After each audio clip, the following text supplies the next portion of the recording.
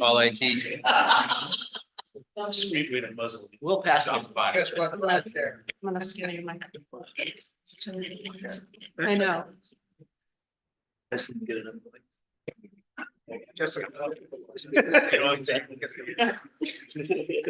Thanks. We want feedback. What? Oh, race. Mark, man.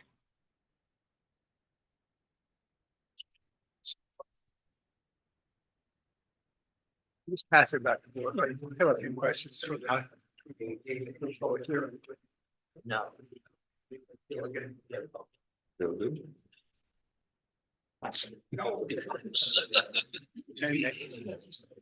And then the, I will call this meeting to order at 6:05. I'd like to do a roll call of board members. And we start down at the far end. Tom Tiffany. Tom Hoops. Roger Snapper. Scott Williams. Nick Bonnebrand. Doug Brown. Bill O'Neill. Drew Carter, Christine O'Brien. Lee Hillsgrove. right? Hi Lee, how you doing? I'm being punished. All right. Do we have any changes to the agenda?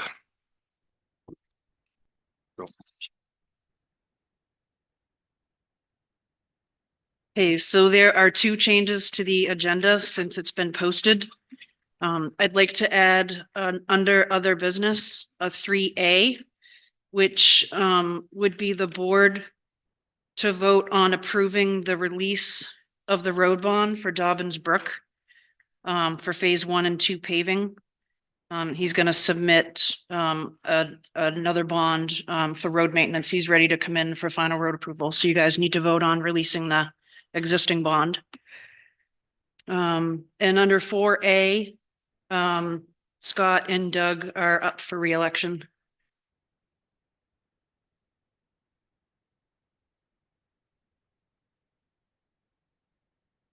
That's it. Mr. Chairman, I'll move to accept the agenda as amended. All right. So we have a motion from Scott. Scott. Sorry, can't see you down there. Seconded by Nick. All right. Any further discussion? Yes, and speak into the microphones. So might have done that down. All right. Thank you. Any further discussion? All those in favor? Aye. Any opposed? Hearing none? Move on. All right. So first is the public hearing for the zoning amendments proposed. And start by reading the notice of public hearing. I can read this whole thing. You could. Can I do an abbreviated version? Excellent. Yeah. So let's see, this notice regarding public hearing on Tuesday, December 19th, that's today, 6 p.m. Close enough. Alton Town Hall, Alton, New Hampshire, to consider the proposed amendments. The first amendment was changing the definition of bed and breakfast. Second amendment had to do with the definition of junkyard. The third amendment had to do with the creation of a flexible zoning subdivision. The fourth amendment had to do with provisions regarding the condominiums. The fifth amendment definition had to do with the definition of self-storage facility to allow individual units for sale. Sixth amendment had to do with the short-term rental being allowed in a recreation service zone. Seventh amendment had to do with the renaming of the use of church to religious use of land and structures. It had to do with a legal complying with state regulations. And the eighth had to do with the Shoreland Protection Overlay District and the town's ability to enforce the laws. So does the board have any comments or questions or discussion items regarding this? know we've been around this a few times. Yes, Tom? On number 3, I've asked Jessica to bring it up before. I have a concern about the concept of, I like the concept. My concern is in the rural zone, the quality of roads varies so much that there's some sections that have roads that could not be used springtime and say on an event like we had yesterday. The edges are soft enough so that if you added an extra 20 trips on a dirt road, it would not be usable. So there needs to be, as far as I'm concerned, some kind of a factor involved in dealing with to ensure that the capacity of the road can be met or exceeded. Cannot be exceeded. So that's a concern I think that it needs to be looked at. And that's gonna be a difficult one to wrestle with because the definition of a town maintained road is a class 5 road. That being said, you have to meet the specifications of a class 5 road to have it a town road. So whether the town is elected to pave it or not, we'll have to look at that. You know?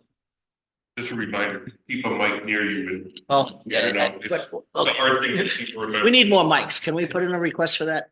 I think we did last month. Okay. So, Mr. Chair, I just wanted to let you on the board know that Tara Banford, our consultant, is on audio tonight. So if you have any questions, concerns or whatever regarding amendment number 3, she's available to chime in if need be. That's good. Let's move along so we can get to that point so Tara can enjoy the rest of her evening. I'm sorry, what? Let's move along so we can get Tara to answer questions so she can do her thing. Yeah, I think on that specific question though, Tom, it would be a consideration, I think, when it comes before the planning board for approval, Right. that would be something that would be I taken think into I account. think it needs to be verbalized someplace so that someone doesn't come in thinking they can just build at the end of a dirt road. I mean, because that's scattered and premature. Yeah. And that's the way you'd have to deal with it. There's no other way. But I mean, I think that the concept of the flexible zoning is important. And I think that it's something at this time we really need. But being someone who lived at the end of a dirt road for a long time, I'm well aware of what dirt roads are like. They just moved the ends at your place. Well, no, I I know. extending beyond me. So I think if I'm hearing you right, what you think is there should be specific language in here that references the ability to use the roads Yes, I do. for this added traffic. I think there should be That's what. whether it's a sentence, small paragraph, whatever it is, Jessica. in terms of describing under the subdivision. So somebody looking at that and trying to use it as a means of forming a subdivision is at least aware of the fact that the road has to be able to handle the traffic they're producing. Can I ask Tom a question? Sure. So wouldn't that be the scattered and premature language in your subdivision regulations that would govern that? This, as opposed to one little piece of the zoning, because the density bonus is pretty small. It's 6 or 7 homes on 10 acres instead of 5 homes. So it's not a really significant increase in traffic. Well, it depends on the number of trips and what the road is like. Well, and that's true for any subdivision. My point is the flexible zoning only allows a 20% increase in that traffic volume. And I think Jessica, with her review of the property, will realize that needs to be addressed. Also, they would be coming in for conceptual hearing and you would have the right to address your concerns at that time. Right. Did I talk into the mic? Yeah, Okay. and Jessica. So, Tom, just a point of order. So if you guys were to come up with language tonight, the language specifically, every word needs to be drafted tonight because that's the public hearing. Yep. So if that was a decision, then you guys would have to do that right away.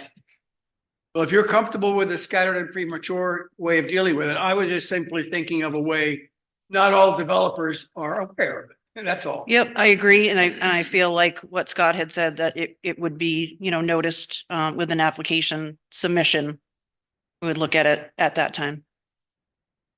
Fine. Okay. Similar to any subdivision, really, Exactly. that we would be reviewing.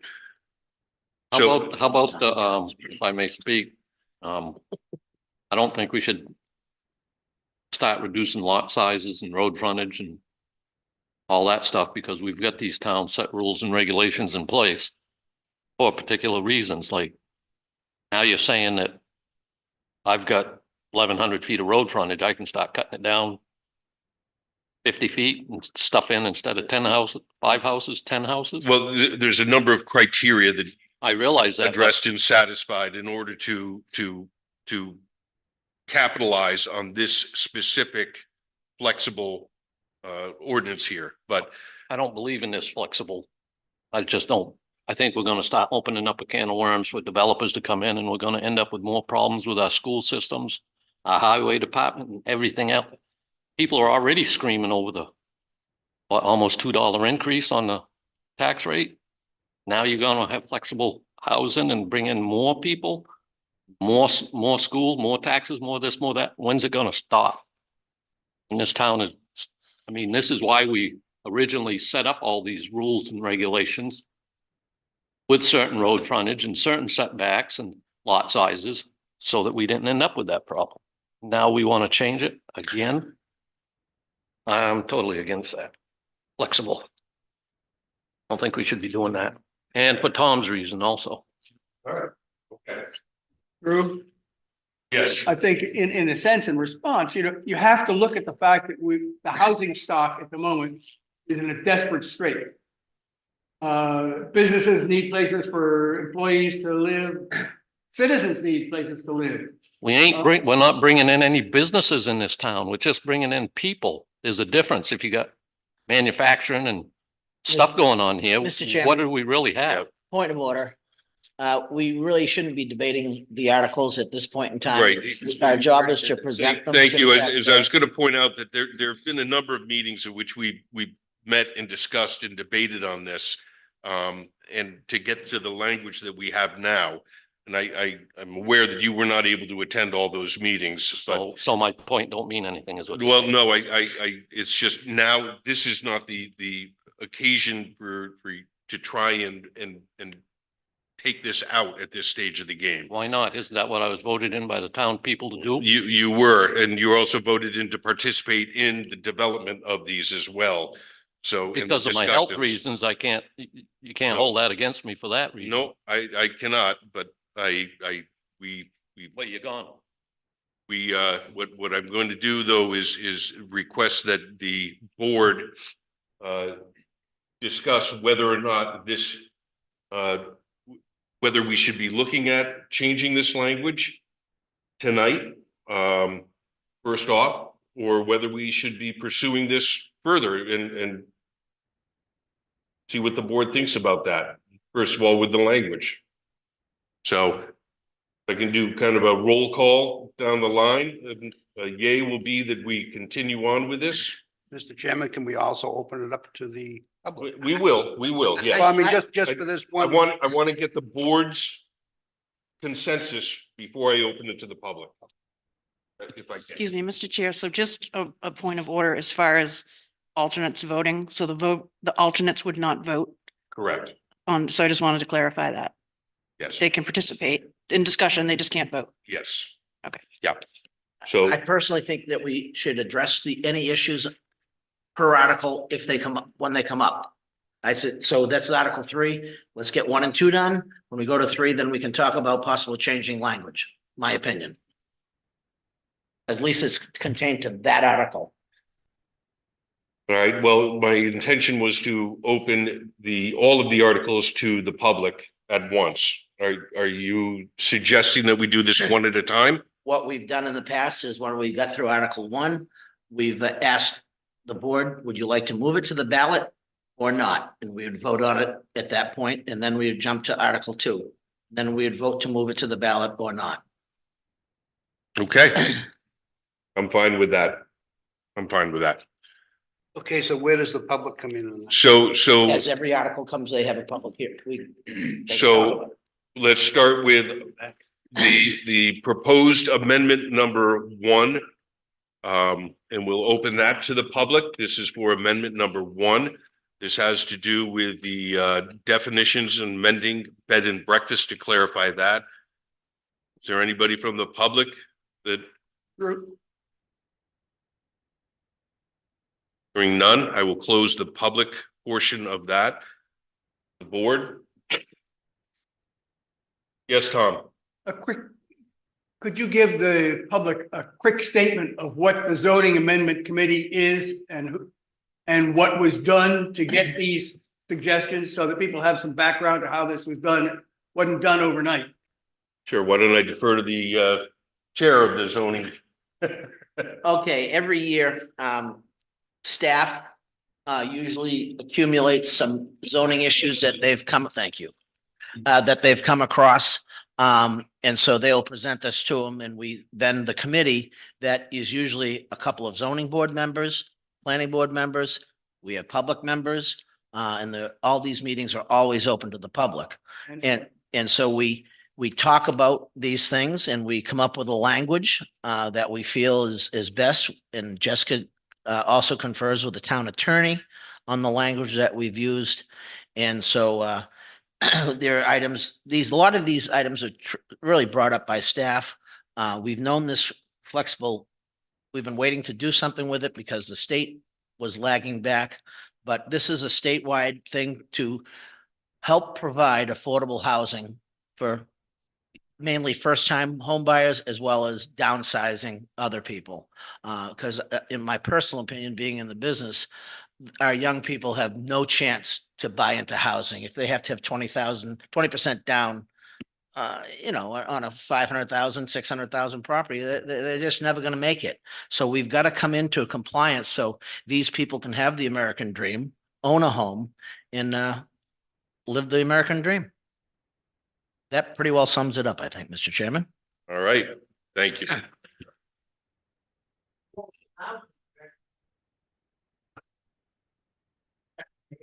Negative. Yeah, This will, So what I'd like to do, if possible, and this was kind of an overview. yep. I'd like to get through amendment 1, amendment 2, as was suggested by the board, and then we'll hit on to 3, which I think is what most people are probably here and interested in.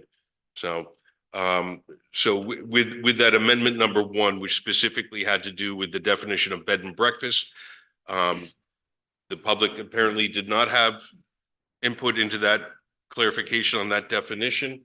The board, are you all set with that? And if so, can we have a motion? Mr. Chairman, I will move on planning board proposed amendment number 1 to move that to the ballot. Second note. Okay, so motion by Scott, seconded by Nick. Any further discussion from the board? Hearing none. All those in favor? Aye. Any opposed? All right, planning board proposed amendment number 2, adding the definition for junkyard. And this is, again, was an effort to further align us with New Hampshire RSA definitions. And that kind of caused a bit of a chain reaction throughout our chart on our zoning laws. So the board, do you have any discussion on that, or? What's the state recommendation? Or what's this, like if I have more than 5 cars that are unregisterable in my yard, that's considered a junkyard? Is that how it works? Or? I don't know the specifics of it. I know that we have created the definition of junkyard to align with the state's definition. Right, and that's what I was asking, what's the state I don't know. amount? I mean, do. The state definition is more than 2. Unregistered vehicles. More than 2 unregistered vehicles? Right, or unregisterable. Unregisterable. Okay. So half of all. should we just add that quickly in there somewhere, just so that people voting on it will know how many so that somebody don't end up with 6 or, The rationale should handle all of that. right, but when it comes up on the, all I'm saying is when it comes up to be voted on by the people, a lot of people ain't gonna know what the state rules and regulations are for amounts, But- maybe. You also cannot have an article that is 15 pages long because not a soul will read it. They don't have time. I know, and So I've we- argued that point before too, but all I'm saying is somewhere in there, just one little sentence in parentheses, no more than 2 cars. Non-registrable. You don't have to have a big explanation, is what I'm saying, just so that people that look at it will know that if their neighbor can't, not gonna bring in 10 cars and by then it's too late. That's all I'm saying, a little parenthesis somewhere.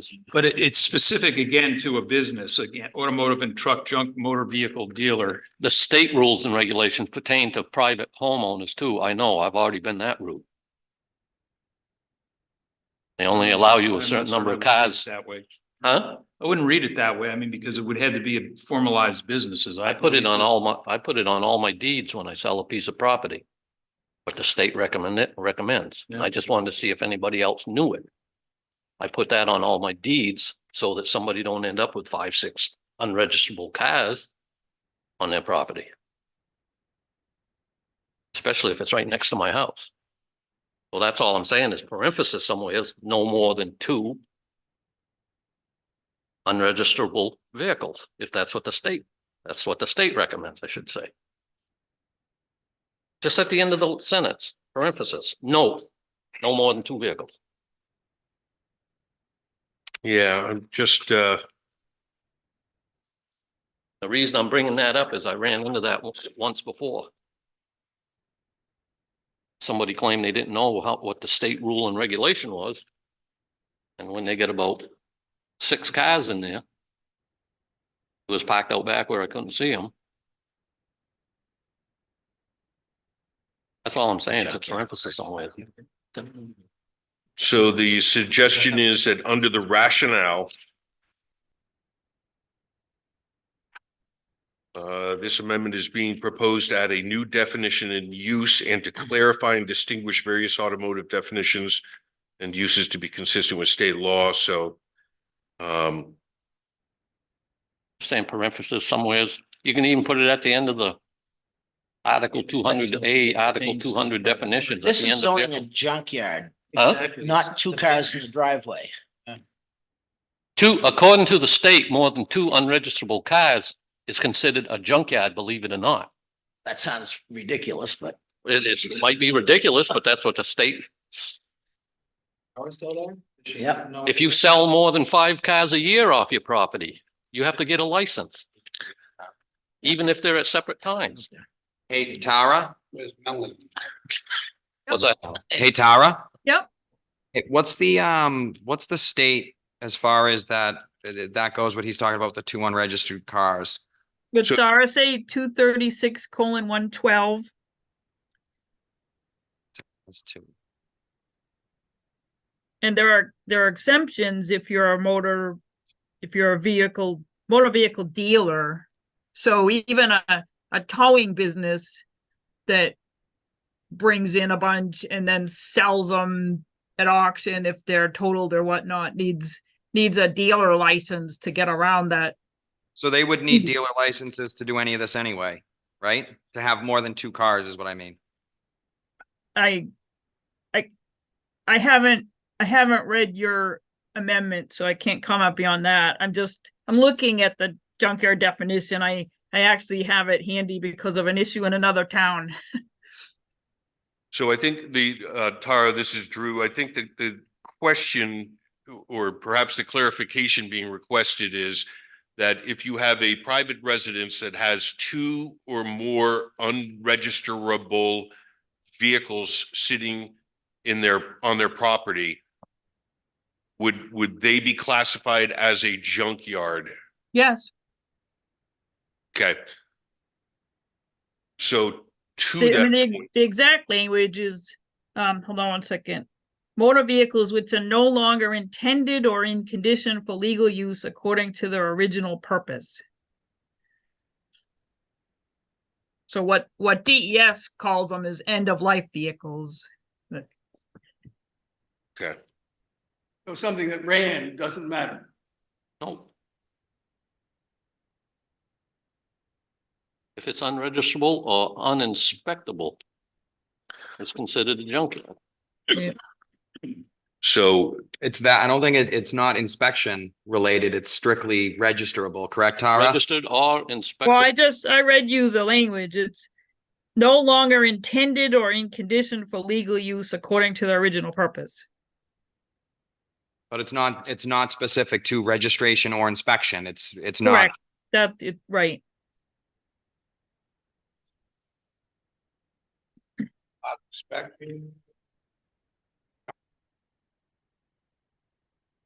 yes, sir. Yeah, can you, I'm sorry, can you come up to the table and speak into the microphone? And identify yourself. Yeah. Thank you for your service. Hi, John Gilligan. I can see what he's saying. Somebody like me in the public, we come in to vote on these articles and we go in there and we got all this bab in here. Now with what he's saying, can you add in that 2 or 3 vehicles so somebody in the public like me can understand what the article's saying or the amendment? So he's putting it in more clearer English so us people will understand it. That's what I'm agreeing with him. Yes, and I understand that's where he's going. What I'm struggling with is how to do the wording. Yeah. And Yeah, but make it so that the public goes in there, there's 15 articles they're gonna spin and they want to see, they can read all this jib jab. I want to know what it's referring to. Yeah. No, not me, but I'm, everybody else too. No, I understand. That's my Yeah. only, I agree with what Lee's saying there. Can I just ask a question? So supposedly this amendment is to bring it in line with the state. An RSA, correct? Correct. So can you vote against it? I mean, you have to bring it in line with them. So how do you say, no, we're not gonna do it? Because if you can say, no, we're not gonna do it with something that the state wants, let's get out our pen, because there's a lot of stuff they want that we don't really need. Right. And I mean, so ultimately, it's still a state law and it still is enforceable. It's just trying to bring clarification to our zoning laws.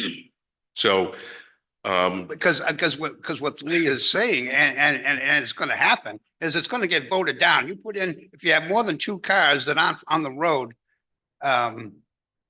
you're a junkyard. Everybody is just gonna cross that one out, forget that one.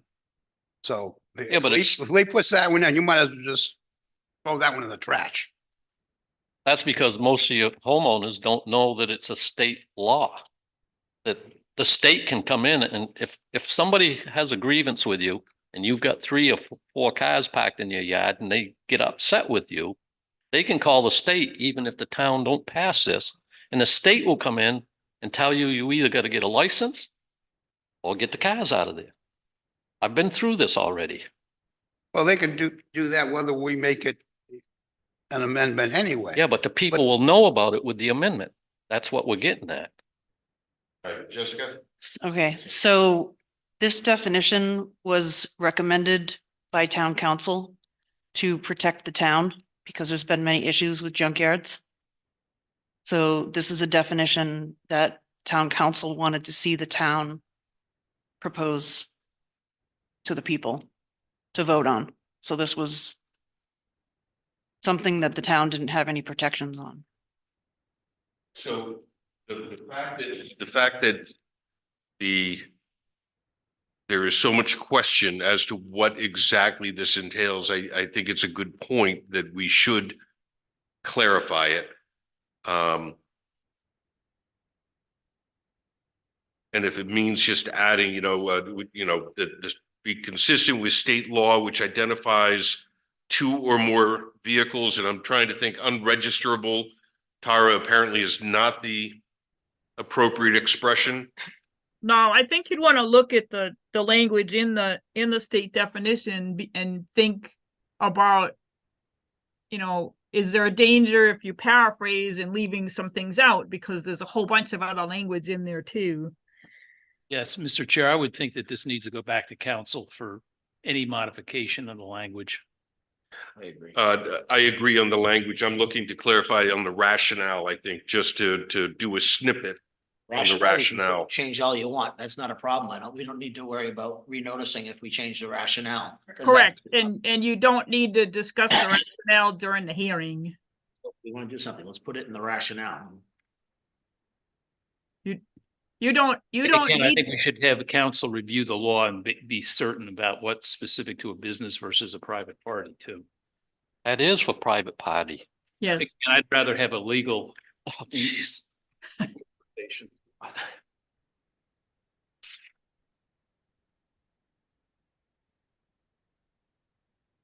It's only the content of the amendments that you need to get public input on and discuss tonight, not the descriptions of the amendments or rationales.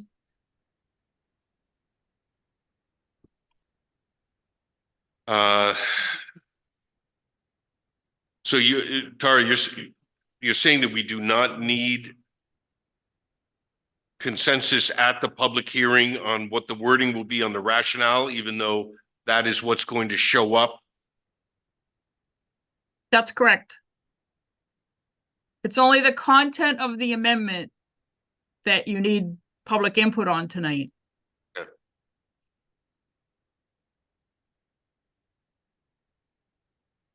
And then what would the process be in terms of revision of language? On the rationale, right? Talking just the revision of language on rationale or the revision of language on the amendment? On the amendment, I guess more specific. Because the language on the amendment was recommended by council Exactly. already, so. So whether they're in accord to make the changes that we put in the rationale, I think is ultimately going to be the question. And whether Well- that complies with state law. Can we authorize Drew to check with and Jessica to check with the town attorney and give approval if in advance if they find it's correct? Change the rationale. Rationale is easy to change. No, but I mean, what, they're looking for a technical way to do this and get it accomplished is what I'm looking at. I think Jessica knows where the will is. If she would talk to council about that and let Drew know, and then It's only the body of the amendment, right? The rationale gets changed later. So all we're voting on tonight is the amendment itself, right? Does anybody have a problem with the amendment as it is? Not the rationale, just the amendment. Anybody have a problem with it? Okay. Make a motion that we accept amendment number 2. I'll second that. Mission. I'm gonna open this up for Oh, sorry. public input. Okay, sorry. So if I can have anybody from public who wants to speak further on this amendment 2. Hearing none, close the public session. All right, so we had a motion from Nick. Second from Scott. Can you just add that you're putting that towards the ballot vote in March? Towards the ballot. And number one, March. Huh? What? For one what? you didn't move. We already Article voted on one. We already did one. We already- Yeah, but you didn't move it to the ballot. Yes, we did. Yes, we did. We did. I made the motion. All right, Are you good with that, Jess? Did I do it right? We got it? Yes. Okay. Yep. all right. So we have motion, Nick, second from Scott. Any further discussion from the board? Hearing none. All those in favor? Aye. Any opposed? Nay. And one nay. I did. Scott did. All right. Amendment number 3. Well, here's the one that has to do with the flexible zoning, and I suspect we'll have a lot of conversation on this one. So starting off with board discussion. So Lee, I know you've already spoken some to this. Yep. Anything you want to add, supplement? No, I'm just concerned about like I said, being able to change road frontage, lot sizes, and towns already got the lot sizes and minimum road frontage is already down, and I just can't see taking a 5 lot place and turning it into 10. Mr. Chairman? Speak. Yes. The basics on this amendment were, as I previously mentioned a little bit, is the cost of housing. If people built a road, you will understand the unbelievable expense of building a road. We wanted to give a little bonus to doing something like this. The land will need to have a percentage, like as Jessica mentioned earlier, you know, a 10 lot subdivision, a 10 acre subdivision, in the best of worlds could get 5 lots out of it at 2 acres apiece. We're going to give another bonus, a 20% bonus to this, and allow people to take this closed road and put it into a smaller program. So we don't have to have 200 feet to every home that goes on that road. So if you want 5 lots, say you get on both sides, you're going to have a 500-foot plus road taking out drainage and all these other things that are factored into this. This is strictly designed to lower the cost of home ownership. This will not be a Section 8 development. This would be anybody, a firefighter, a policeman, anybody who works a job that can't afford a $500,000 house. Hopefully, we've cut down the road costs enough to make it affordable so get these people into housing, because anybody's success is there. I'm sure there are a lot of homeowners here. That's probably the best financial decision you ever made in your life. And we want to offer this to more people. So, and another thing, speaking of taxes, that was that these roads, since they will be built to a different standard, will not be able to be a town maintained road. This will have to be maintained by the people in that pod, in the development, however it's laid out. They'll be responsible for the road maintenance, not the town. And I feel that is a huge bonus to the taxpayers of the community to not to have to fund more roads and fix them and pave them and change drainage over the years. I think this is a good aspect for the town, and it gets people into home ownership. That's my soapbox. Mr. Chairman, what happens, my opinion is you're gonna bring in more developers. And then, once they get it to a certain point, are they gonna do like all the developers do now and turn around and say, want the town to take this road over? We built it to towns. It's been built to town specs. It's Now we want the town to take it over. It won't be built to town It won't spec. be, it'll be built to town specs, but it will not be able to be accepted by the town. Why not? That's Right a here- condition. Right here, it It'll be a says, condition of the project. right here, it says we've got the power to do anything we want, is what you're saying on this bill. Where'd you read that, those words? I missed that. Okay. The planning board may grant conditional zoning flexibilities. Board may approve lot sizes, reduce frontage requirements, reduce setbacks, multiple dwellings on lots in accordance with the following provision. So is that not telling you that the planning board has the power to change whatever they want? I think that was for extenuating circumstances, though. When are we gonna stop with the waivers and extenuating circumstances and all this stuff? We're just totally. It's getting to a point that I can't even go out on my own property.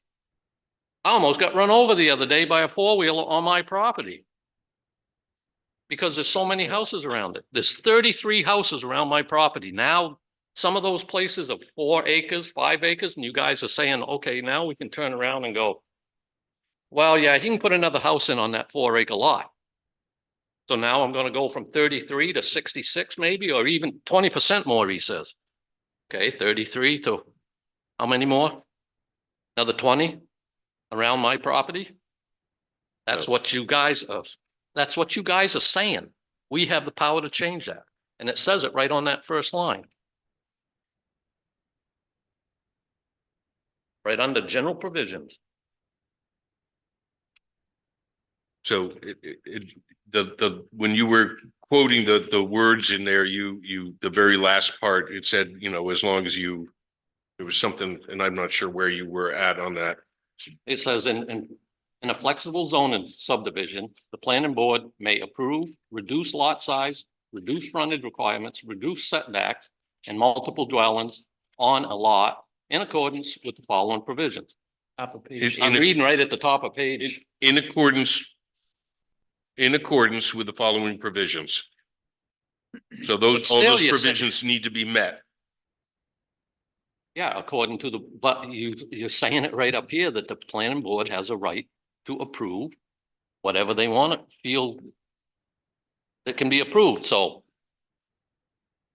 Right. With all the board members we're getting now, the town don't stand a chance on this flexible housing.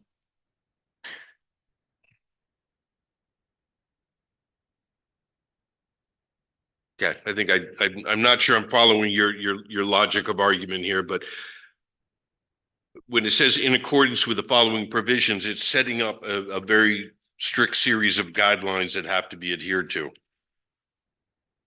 Which the planning board can change according to what you're saying in that first sentence. A lawyer could pick that all apart.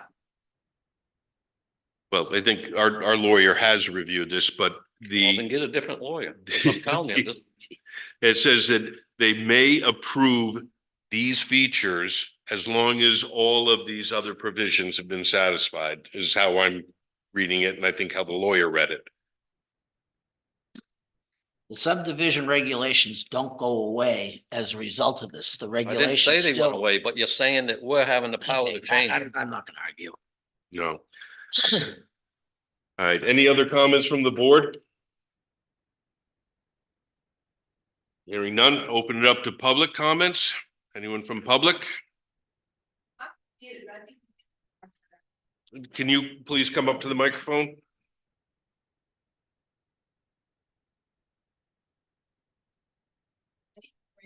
You gotta do it in the mic. I'm sorry. They don't pick anything It's up okay. unless My you're name's talking Maureen to them. Gephardt. I am confused. I'm relatively new. I've only lived in the community for 3 years. And one of the reasons why we came to the community was because of its ruralness and because of the land and how it's been, structured and built on.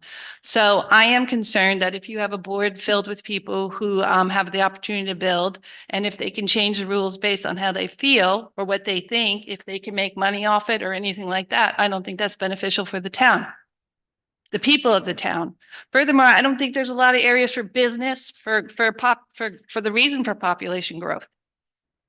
I don't see businesses downtown. I don't see a lot of businesses anyway.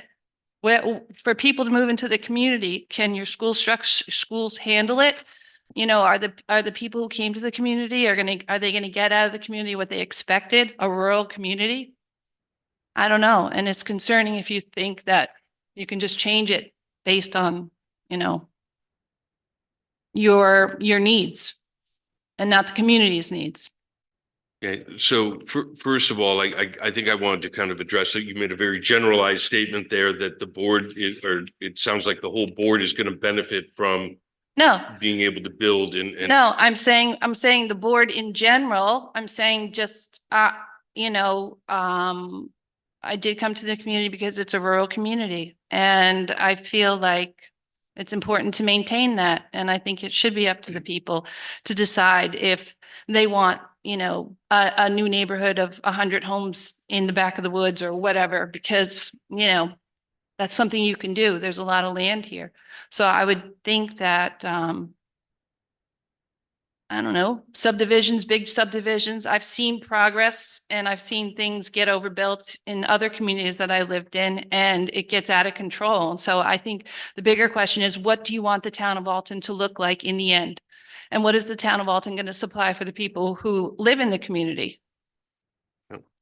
and I appreciate that. And I think that one of the things that we tried to structure in this zoning alternative was, first of all, limiting how much you can do, but also trying to create a more clustered grouping away that would be tucked away and maintain green space to kind of try and keep some of that rural feel without creating massive developments that I've seen all over Massachusetts. So I think that that's kind of, we've done our best to try and write that into this, Mhm. to do a real limitation on how much you really can get away with. I mean, I do appreciate what you're saying. So I you're too saying moved every here for large the rural subdivision aspect. that you guys are creating with a minimum acreage is gonna be on a long road setback in the middle of nowhere that nobody sees? Is that what you're saying? No, Oh, no, I'm not saying that, but what I am saying is that the structure of this tries to cluster the houses together, maintain a lot of green space, as well as try and maintain some sort of separation from the main road where possible. So when you cut a new road in, you're not, right off the main road, you wouldn't have your first house tucked right there. That it would be clustered away. so what are the so you said 2 acre minimum? Is that the standard for Alton now? That is currently the Alton standard, yes. Okay, when was that? When did they come up with that? When was that part of? I couldn't, What's that? The 2 acre in the rural zone. I think Yeah, it used to be one 2001. prior to that. Yeah, somewhere around there, 20-ish years ago, So they bumped up to 2 acres. they increased it. Okay, so what was the why did they do it then? A group of people got together and they thought that was a good idea and it passed, Okay, To maintain rural, to what? to maintain the rural. To maintain the rural. And Alton really isn't a town where people come and they work here. Yes, people do that, but it's pretty much a veteran community. They'll go to the surrounding areas to go. So housing is not going to be built by any contractor willy-nilly. There has to be a need in a market. If there isn't a market for it, it's not going to be built nor sold. So a lot of these times, the marketplace plays a really, really big role in how things are going to happen, Right. so. I guess the other thing I would add is ultimately the public is going to make a decision whether they want this amendment or We're not. just putting these forth to vote. Right. So it's ultimately going to be the voice of the public out there. Well, I just know I would be concerned as a homeowner who spent a lot of money to come to live in Alton. And I knew that on my lot, right next to my lot, there was going to be a long road with 50 houses. I think Because we all that means, share, that it means a brings lot of quite a- traffic. yeah, That means a lot of other And things. if you have a So, large lot, that could happen anyway. That can happen in today's regulations. Well, You'll I just won't think- have the density that you have there, but with only 20, it'll be 20% less. That's so, not gonna so who stop has, anybody. so from who doing has the development. power now? If you come in and you do, if you have a 2 acre minimum, who has the power now to, change that? I mean, if someone comes in and wants to, The only body that could do that would be the zoning board of adjustment, but you have to show a hardship. In saying that you want to have a smaller than 2 acre lot, and create it. I'm gonna bet it's not gonna fly because that's not a hardship, because you want it, doesn't create a hardship. okay. No, I think she's asking who has the right to change the law for everybody? Well, Town meeting. No, I'm saying just right one now, person. your Town rule meeting. is mine, The- a minimum 2 acres. That's what you're saying. And so if someone comes in and says, I want to build a neighborhood of 50 homes, with, 75.75 acres. You can't. Where does the That's where I they said- come to and you I just guys write and by they telling say? you, she'd have to go to the ZBA for relief of that, Mhm. because that is a zoning. They are quasi judicial body. And so they are the only ones that could do it without the vote of the town. The town could say, yep, we like the idea of 3/4 acre zoning. Yep, let's do it. And they do it, then that becomes the law. Town meaning the board or No, the town meeting, the body, vote. Go to a ballot. the residents. Okay, so why does it have to change then? Why do you have to change? We the are zoning law? offering something so younger people can afford a home. I think, 1,200 square feet. Mr. Chairman, Yes, sir. I think the most important thing to understand here is, okay, just say you had 50 acres, all right? So you'd be qualified for 25 homes. So you have the 50 acres, right now you're qualified for 25 homes. Merely what we're doing is you still got the 50 acres, you only have to use 10 of those acres to actually do the homes, and then the rest of it becomes your Green. your backyard. Never to be developed. It's protected. So it shrinks it down, so the houses become closer, so you're not putting in that long road that goes all the way along the border of your property. If you take your home and measure the area in which your septic system, your well, your houses and driveway and all that area, Mhm. I bet if you have a 2-acre lot, you've really impacted almost 1 acre of that lot. Mhm. Okay, so by doing this, we're gonna condense these things so we don't have 50 acres of disturbed land. Maybe we can fit it on 20 or 25 acres of disturbed land, and the rest of it stays natural. No, I understand that. All I'm saying is if right now, if someone wants to come in and build up, what we On were 3/4, describing, Not gonna happen. not gonna happen, but they'd have to go to a special zoning to get that And that's not clarified. gonna happen, And because that's you have to show a hardship. And by Okay. you wanting to create smaller lots when it's not allowed is not a hardship. Okay, If so you have a driveway. goal if as a you can't- community- Excuse me, a hardship means that there's something on your property that isn't correct, like you're within the setback and Mhm. your home was built 35 years ago and you're within the ZBA can grant you maybe to work something in that area that you're encroaching already. They do those types of things because I have a hardship. I can't get this done without this, and I can't live a normal life without this. That's a hardship. But by you wanting to create something, it's not a hardship. Who would grant the hardship? Which? The ZBA would, ZBA, so if that they, answer to your question if- would be the ZBA. and they have a power. very strict checklist Okay, on what you must meet for criteria. If you don't meet any one of them, you're out. okay, so what you're planning to do is take the power off the ZBA. No, What- no, what do you- don't, you're reading way too much into this. This wants to be able to be on a smaller lot, condense the area of impact, leave the rest of the land natural. Okay. You understand that? I get. Okay, I that's get all that, there is yeah. to discuss. That's really Are what you it talking is. are you talking one community or you're talking opening it up? It to all multiple depends what comes to us. It was like Roger said, you have 100 acres, you could fit 50 homes. Now that's the benchmark. You also need to back out the roads, the wetlands and steep slopes. That all comes out of the formula. So out of that 100 acres that you had, you could fit 50 homes. Maybe you really get 35. I don't know that. I'm just picking a number. Depends on the terrain. Yeah, and then that is all that would be eligible for this housing, this development process. That's all you could get 35 homes. So if you had, pods of 8, let's say, is 36, 32, 39 in each pod. So you could have 9 homes in a smaller road.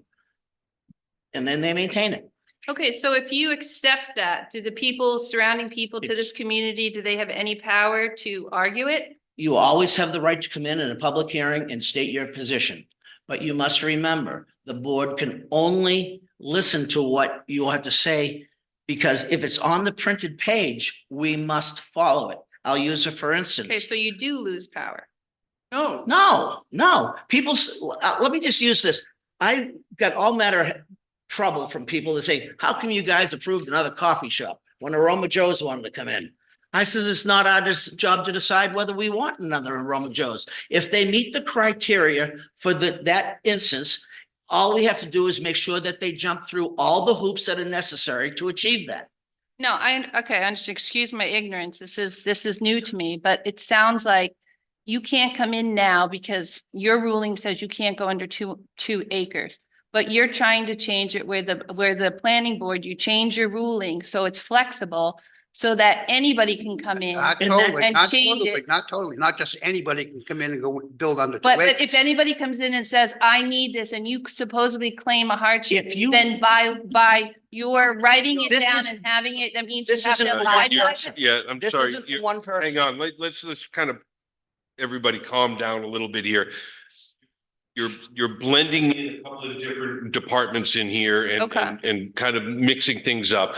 So first of all, what we're proposing is a alternative method of developing a piece of land. This will go to the town and be voted on, so the whole town can decide whether they want this or not. First of all, we're not making that decision as to whether or not this will get approved. The town will vote on this amendment Okay. to the zoning. And then when you talk about somebody coming in to see us and pleading a hardship, that's a whole different department. That's the zoning board of adjustment. And they would have to plead a hardship for whatever their case may be. And then the ZBA, the zoning board of adjustment, would make a decision and then they come to us. Mhm. And this So- would be for 10 acres or greater. So the person, one person that comes in that says, I have 2 acres and geez, I'd like to get 2 houses on this. That's not what this is about at Okay. all. Okay. Thank The you. other, there's one other thing I think that you would find helpful. We have something called a master plan, Mhm. and you can go to the town plan. Yeah, I read it. Then you have an idea of what the town is trying to accomplish. So that is something that was written by citizens, selectmen, planning board members. It gives the design and the outline of what we're trying to accomplish. In there, it mentions the idea, we're looking for some way to create flexible zoning. If it's not in the master plan, you can't do it. So every 10 years, the master plan is rewritten. And you can participate in that sort of thing. If you want to affect the citizens that in the town you live in. So it's a carefully planned kind of thing. This is not something that comes up all of a sudden. This flexible housing we've been working on it for what, 3 years, 4 years? Yeah. This is Okay. not something that just snapped, And the state realizes the need as well, because they've been working on ways to get houses a little bit more condensed, but leave the land, the rest of the land It national. deals with a much smaller size house. It's not all the mega houses. Made a good point when you first sat down. You said you paid a lot of money to live in this community and move here. Well, a lot of people just starting out don't have the ability to do that. We got to offer some sort of affordable housing for them to be able to come in again. It's only 10 acres or greater, and there would have to be a lot of stipulations in place to be able to do this. It's not like we're just gonna grant everybody the ability to do this. All we're trying to do tonight is give the townspeople the option to say yay or nay. You know what I mean? Do we offer the flexible zoning or do we shut it down? Okay. Okay, Thank you. thanks. Thank you. And on that note, you'd mentioned affordable housing. There tends to be quite a stigma that comes I'm sorry. along with those You're words. right.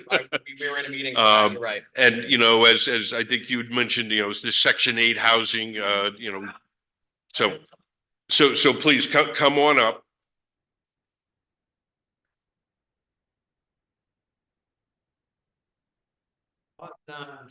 Like paragraph C1 here, paragraph C1. What does multifamily structure mean? Is that a house with 5 units in it, 5 families, the same family live in it? Let's put it this way, the first thing is 5 units in a project. Oh, 4 units, 3 units. Well, I'm gonna do 5 units as a maximum in any one Well, I didn't building know. Six. structure. 6, Yeah. now? updated to 6. Okay, So is this like a condo building, 5 units in one building? Condo is ownership. Huh? Condo is an ownership description.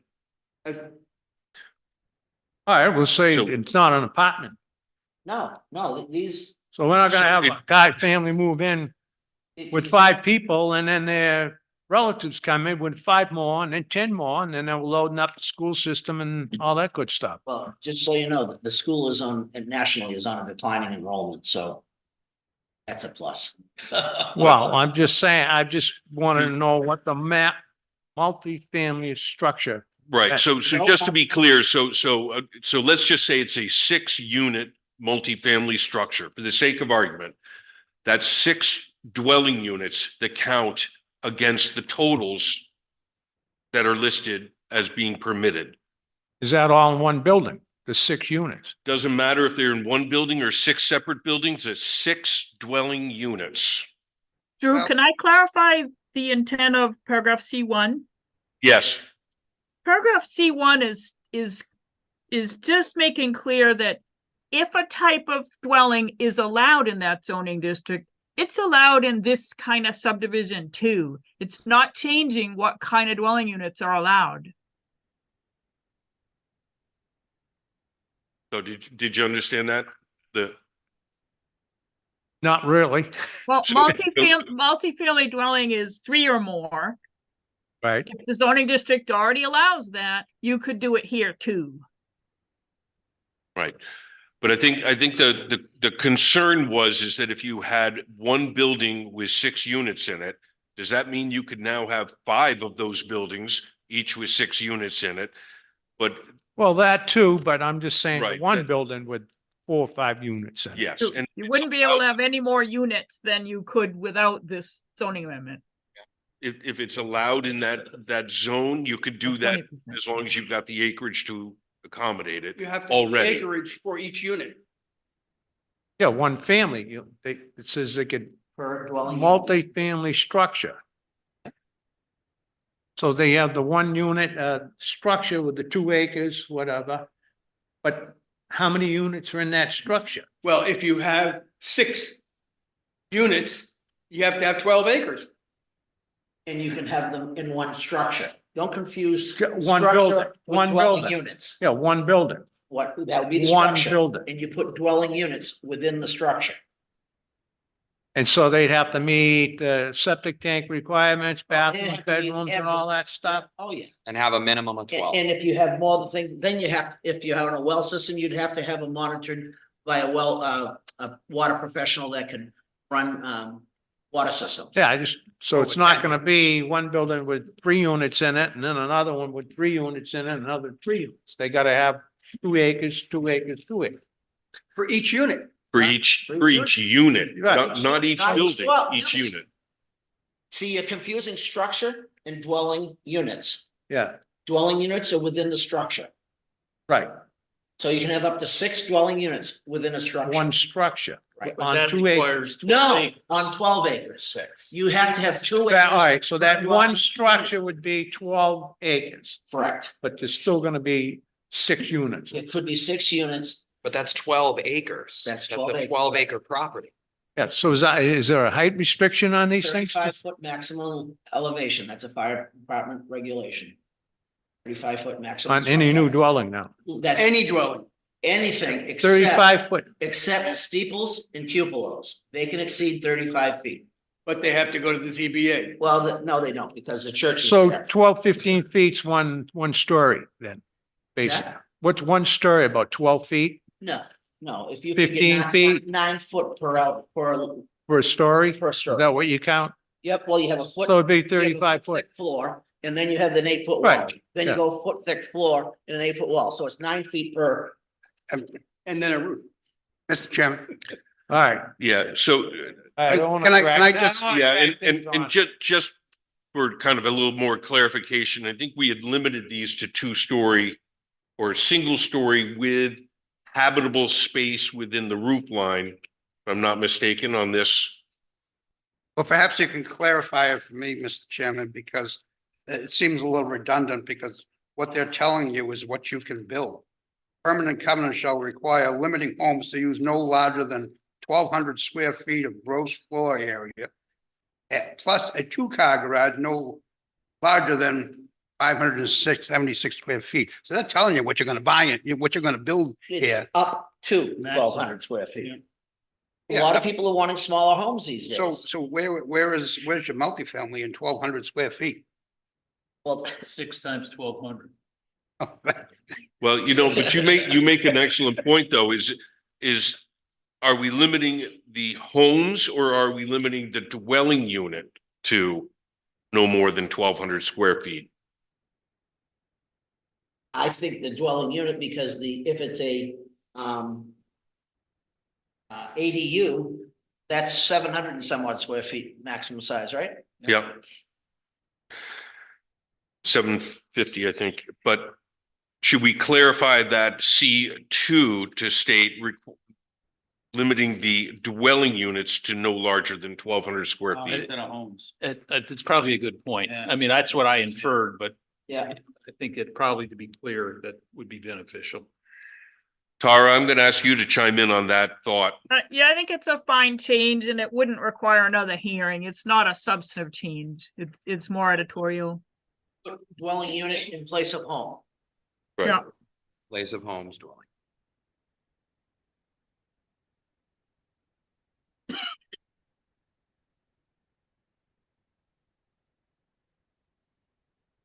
All right, anybody else from the public?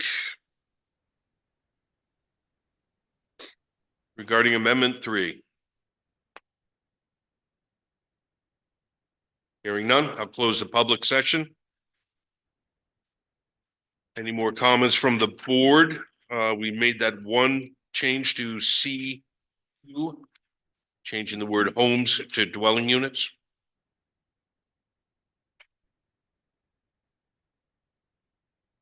I'll entertain a motion. Mr. Chairman, I'll move on planning board proposed amendment number 3 to move it to the ballot. Okay, we have a motion from Scott, Second, second from Doug. Any further discussion? Hearing none, all those in favor? Aye. Any opposed? No Nay. opposed. Oh, what's that? Nay. I got Lee opposed. All right. Okay, have a good rest of your hearing. I hop on to my other meeting. Take care, Dara. Thank you. Thanks, Thank Laura. you. All right. All right, planning board proposed amendment number 4. This has to do with amending section 329 condominiums to be consistent with state law. So any thoughts, additional thoughts from the board on this?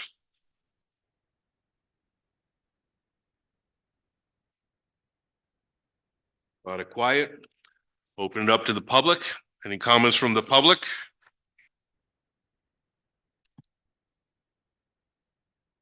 Hearing none, I'll close the public portion.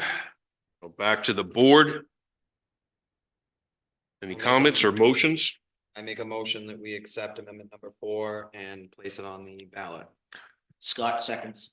Motion by Nick, seconded by Scott. Any further discussion? Hearing none. All those in favor? Aye. Any opposed? Done. All right. Amendment number 5, excuse me. The self-storage facility. This changed to allow the sale of a self-storage unit on an individual basis. Anything from the board on this? Are we Sounds like a talking bad each, idea to me. we're talking each, what, like Why? garage door? Yes. Sounds Oh, like okay. Yep, a crap show. Why do you say that? yep. Depends upon the type of. We got, Like, I'm sorry, is there something down there? Yes. I'm saying that I don't think it's. Like if you go up to the Route 11 where all those storage is, so everybody can just sell one of those things. It's like Tin Pan Alley. It's different from like the ones up there where Christmas Island is, where those were Christmas Tree. Those are built for that purpose. Yeah. You know, And I it's think- different than having 700 owners across from Key Waden. That is, unless you can separate that somehow, I couldn't get behind it. I guess a question would be, are you selling the unit or the land under it? So in essence, is it, who's gonna be paying the taxes? If you're selling it, it would be a condominiumized storage. So Right. Then, then. No land they pay ownership. taxes. all right, Well, that, I I mean, want that, well, no, they would own it to would the be drip line. Yes, the Where unit the itself. building, they own to the drip line. it just needs to be stated out loud, that's why. So I think what you need to kind of keep in mind is that the ones that we're so accustomed to seeing, you know, up and down the roads here, probably are not great candidates for, you know, applying to the state and getting their condominium paperwork all pulled together to sell an 8x10 tin can. But what this does do is open up the ability for a future developer perhaps to create something that's more along the lines of those fancier, you know, And these also have to have maintenance agreements, you know, for common area covenants. This process, all the paperwork has to be approved by the Attorney General on a condominium basis. So there's a lot of legal layers that need to go through on this thing. So, That way everybody's protected properly. It is becoming a thing, though, this, for the decent, larger, facilities and having a larger space, and even with the heat and having water and, somewhere that people can come and work on a vehicle, for instance, it's becoming very popular. But there's no permission for dwelling No. and They- septic and things like that. They probably would be allowed to have a lavatory in their unit. Yeah. So that would be about the only thing, but no overnight sleeping, no outside, parking of stuff. It's gonna be clean, has to be clean. Should that be specified? Well, I think that kind Why of, just say That's- as no dwelling, That's not part of as a the dwelling? so I think that in order for it to become a dwelling unit, it's got to satisfy all those other aspects of the code. I think. you How about should not homeless? call it a Right, dwelling. but, no, I'm serious. I'm No. serious about the homeless thing. We've got, it says amended to, is being proposed to allow individual units for sale.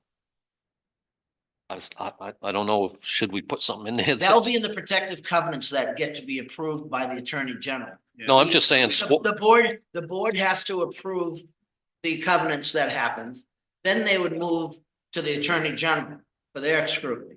So, I'm sure in the protective covenants on this thing, no overnight staying will be part of it. So if someone has done that, then we have teeth to stop it. right, but I'm just saying, what happens if somebody don't use it for a while and a squatter comes in? That's not our, well. But that can happen right now. I know, that's what I'm So- saying. So, We've got the power to take care of that. Okay. Yeah. Just was wondering. So, and open this up to public. Any public comment on this? Hearing none, close the public portion. Any additional discussion with the board? Mr. Chairman, on planning board proposed, I would like to move to planning board proposed amendment number 5 to move it to the ballot in March. I'll second that. Motion by Scott, seconded by Nick. Any further discussion? All those in favor? Aye. Any opposed? None. Amendment number 6. This has to do with, this was a little glitch from last year. So, the rationale, I think, explains this as much as anything. Any district that includes 100 or fewer properties require notice of public hearing on the amendment to be sent by first-class mail to the owners of each property in the district. We missed this little detail last year, so we're catching it this year. So this is really a housekeeping item, but I will, board, any comments on that? You explained it. Hearing none, open it to the public. No comments from the public. I'll close the public portion. So I'll entertain a motion. Okay, go ahead. I make a motion, we accept planning board proposed amendment number 6 and move it to the ballot. Second. Motion by Nick, seconded by Doug. Like it. All right, all those in favor? Aye. Any opposed? None. Amendment number 7, renaming the use church to religious use of land and structures. Again, this is to align us with state law. I think the board is fairly familiar with this. Any thoughts or comments from the board on this? Just for curiosity's sake, how's that work with? Not gonna mention any specifics, but these different people that get together at like 4 different houses for. How's this work on giving them the right that they're gonna say, well, we don't have to pay taxes, and Well, how's that work? It as it says under the definition, it's a building or structure or a group of buildings or structures that by design and construction is primarily intended for conducting organized religious services and associated accessory uses. So you can't just declare your home because you gather there once a week, but you live there 7 days a week. You can't declare your home. And the basic gist of this was not to point out churches versus other religions that had different houses of worship. That was basically the thrust behind it.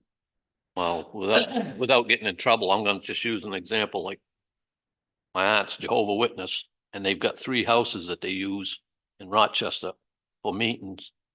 Because they have like 30, 40 people show up. These 3 houses only have enough room. In an Elizabeth, instant like that, a church, The criteria to be exempt would be the same on this as it currently is for anybody coming. The only thing we're doing this is not using the word church.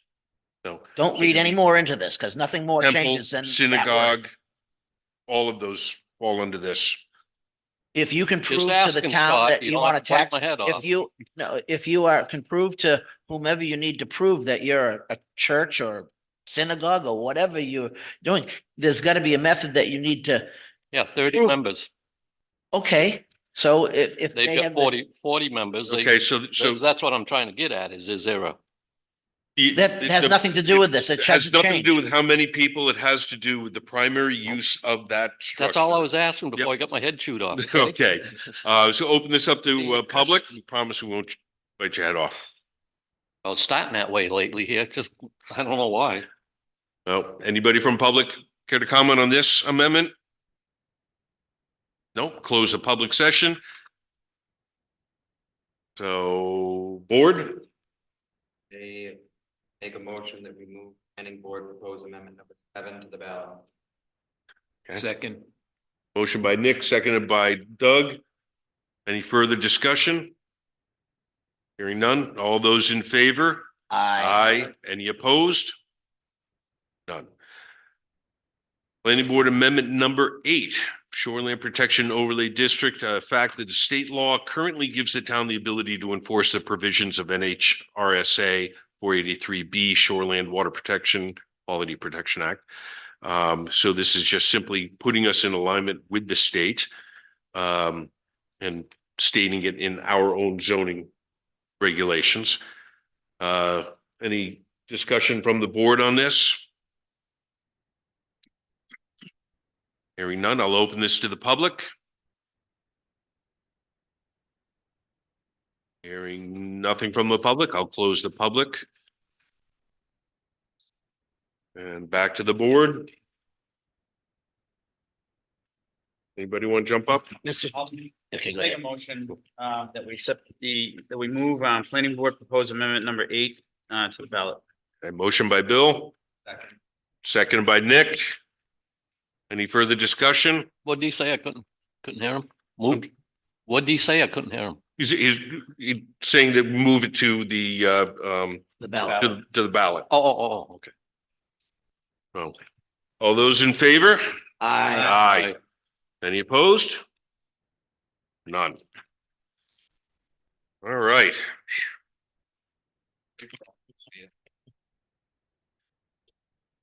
Oops, sorry. Here's my agenda. I thought I hit you. Mr. Chairman, would you mind entertaining a What's that? short recess? Oh. All right. So, and with that, we'll officially close the public hearing on the proposed zoning amendments. And next on the agenda, completeness. Yes, sir. Could we have a 5-minute recess, please? Pretty please. If not, I'm gonna go anyway. All right. All right, we'll take a 5-minute recess Appreciate it. Thank you. I'll sit next. at 7:23. So we'll regroup at 7:30 here. That's 8 minutes.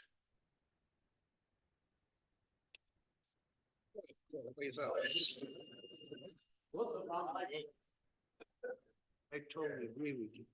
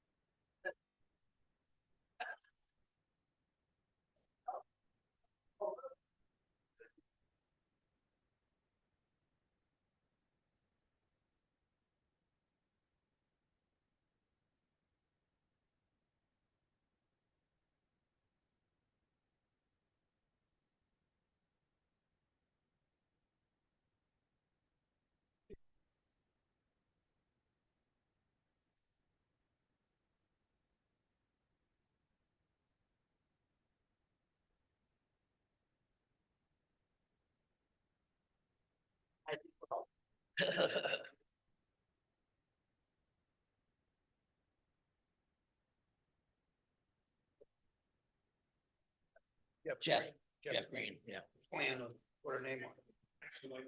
that'd be pretty tacky. Well, I mean. As long as she refers to, Surveyed this whole thing out. I doubt it, but she should have to say, ask her if this is her survey or somebody else's.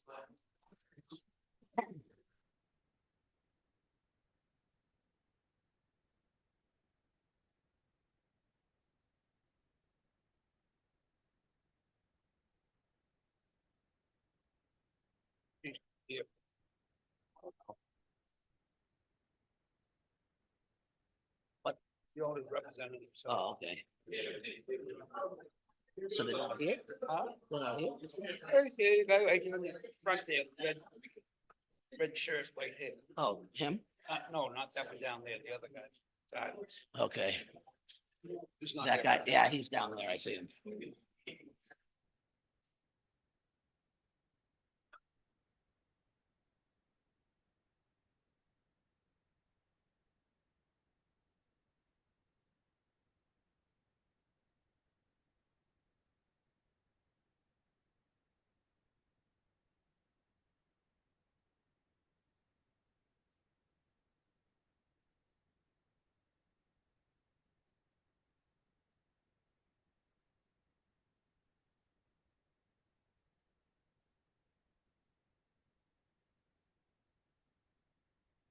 For the plan. Pick them harder next time. Give him the food.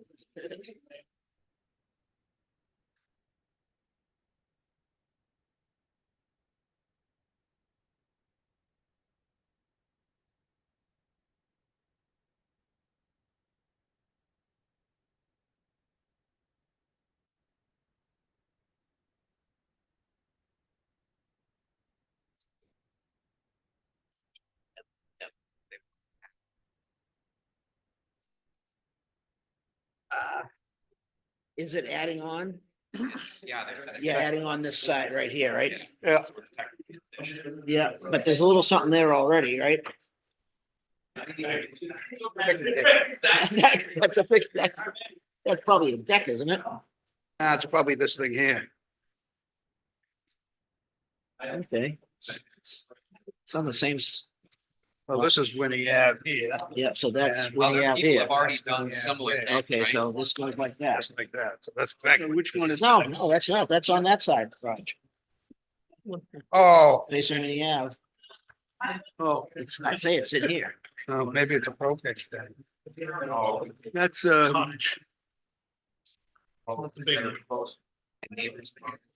don't quite understand. It's a number, it's a number. They're supposed to be minimum 20 feet apart. That's a problem. Looks like, what is that? Over the This door? one's the other, it looks like. Is there, Right, right. There's bumps everywhere. Okay, so this goes on top of this and then This is proposed. So. it's it's a maybe.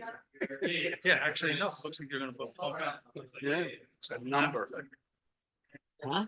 It's a number. Temporary Oh, no, Washer. it's a hash mark. Yeah, it's an X on it. Yeah.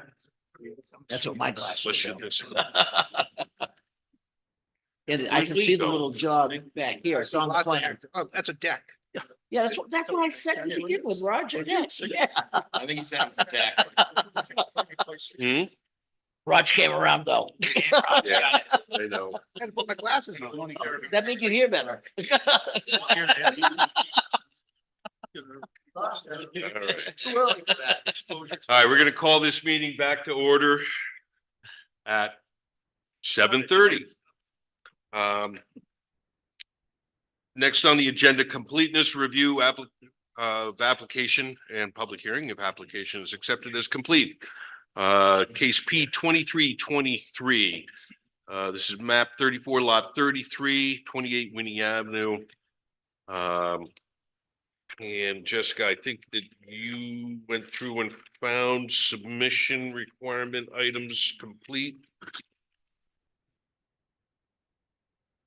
There was nothing missing.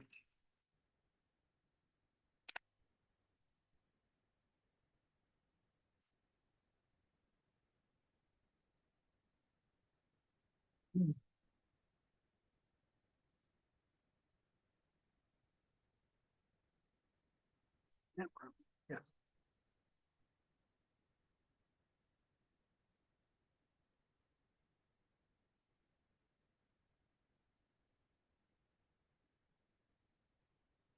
So board, if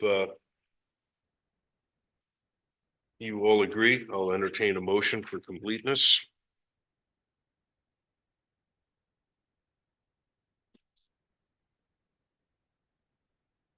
Just to say it was complete. All the submitted requirements. So it's really up to you guys to determine that, but I've reviewed everything and as far as I can tell, yes. Make a motion to accept case number 8-23. Motion made by Nick, Second. seconded by Doug. Any discussion? Hearing none. All those in favor? Aye. Any opposed?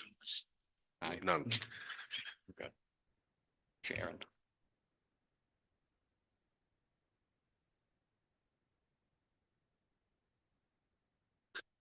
So ZBA approval was granted for a special exception.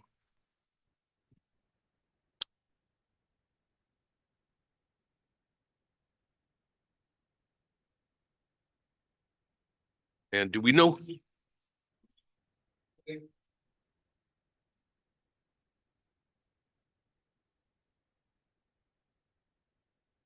Still. Who you blank. asking? Yeah, 'Cause I know who's through it. I know who would do it too. You guys all know who? Yep, Jeff Green. I agree. It was blank on the paperwork. Yeah, And, but on one of them, there's changing seasons on there. On the overall site plan for, it's the wrong one. yeah. That's the wrong one. We're doing that one. Nope. That's separate. Yeah. So, You got it, you got it. so could you, if you would please introduce yourself and My name is Gene Croto Jr. And I'm the one applying for this. It's a cottage up on the Alton Bay Christian Retreat Center. And my wife and I would just like to put a 5.5 by 8.5 foot addition, so we'd have roughly 5 by 8 inside. And you see in the documents there, it lists the project narrative. We want to move our laundry from the basement, which we have to go outside the cottage to get to, upstairs with a stackable unit. And in our kitchen, which is not too big, we have a 4.5 by 5 foot area cut off, and that's where our half bath is. We have a shower in a different area. We'd like to move that out of the kitchen area eventually and expand the kitchen, but those are the two things. And we have the picture there, which just shows a little addition on the side with a toilet, a sink, and a stackable washer and dryer. The plan was drawn by, as you saw, Changing Seasons. The campground bought the plan from her, and I have spoken to her, and she's given her approval to use that for anyone else from the campground because the campground bought it. They paid her quite a bit of money for that plan.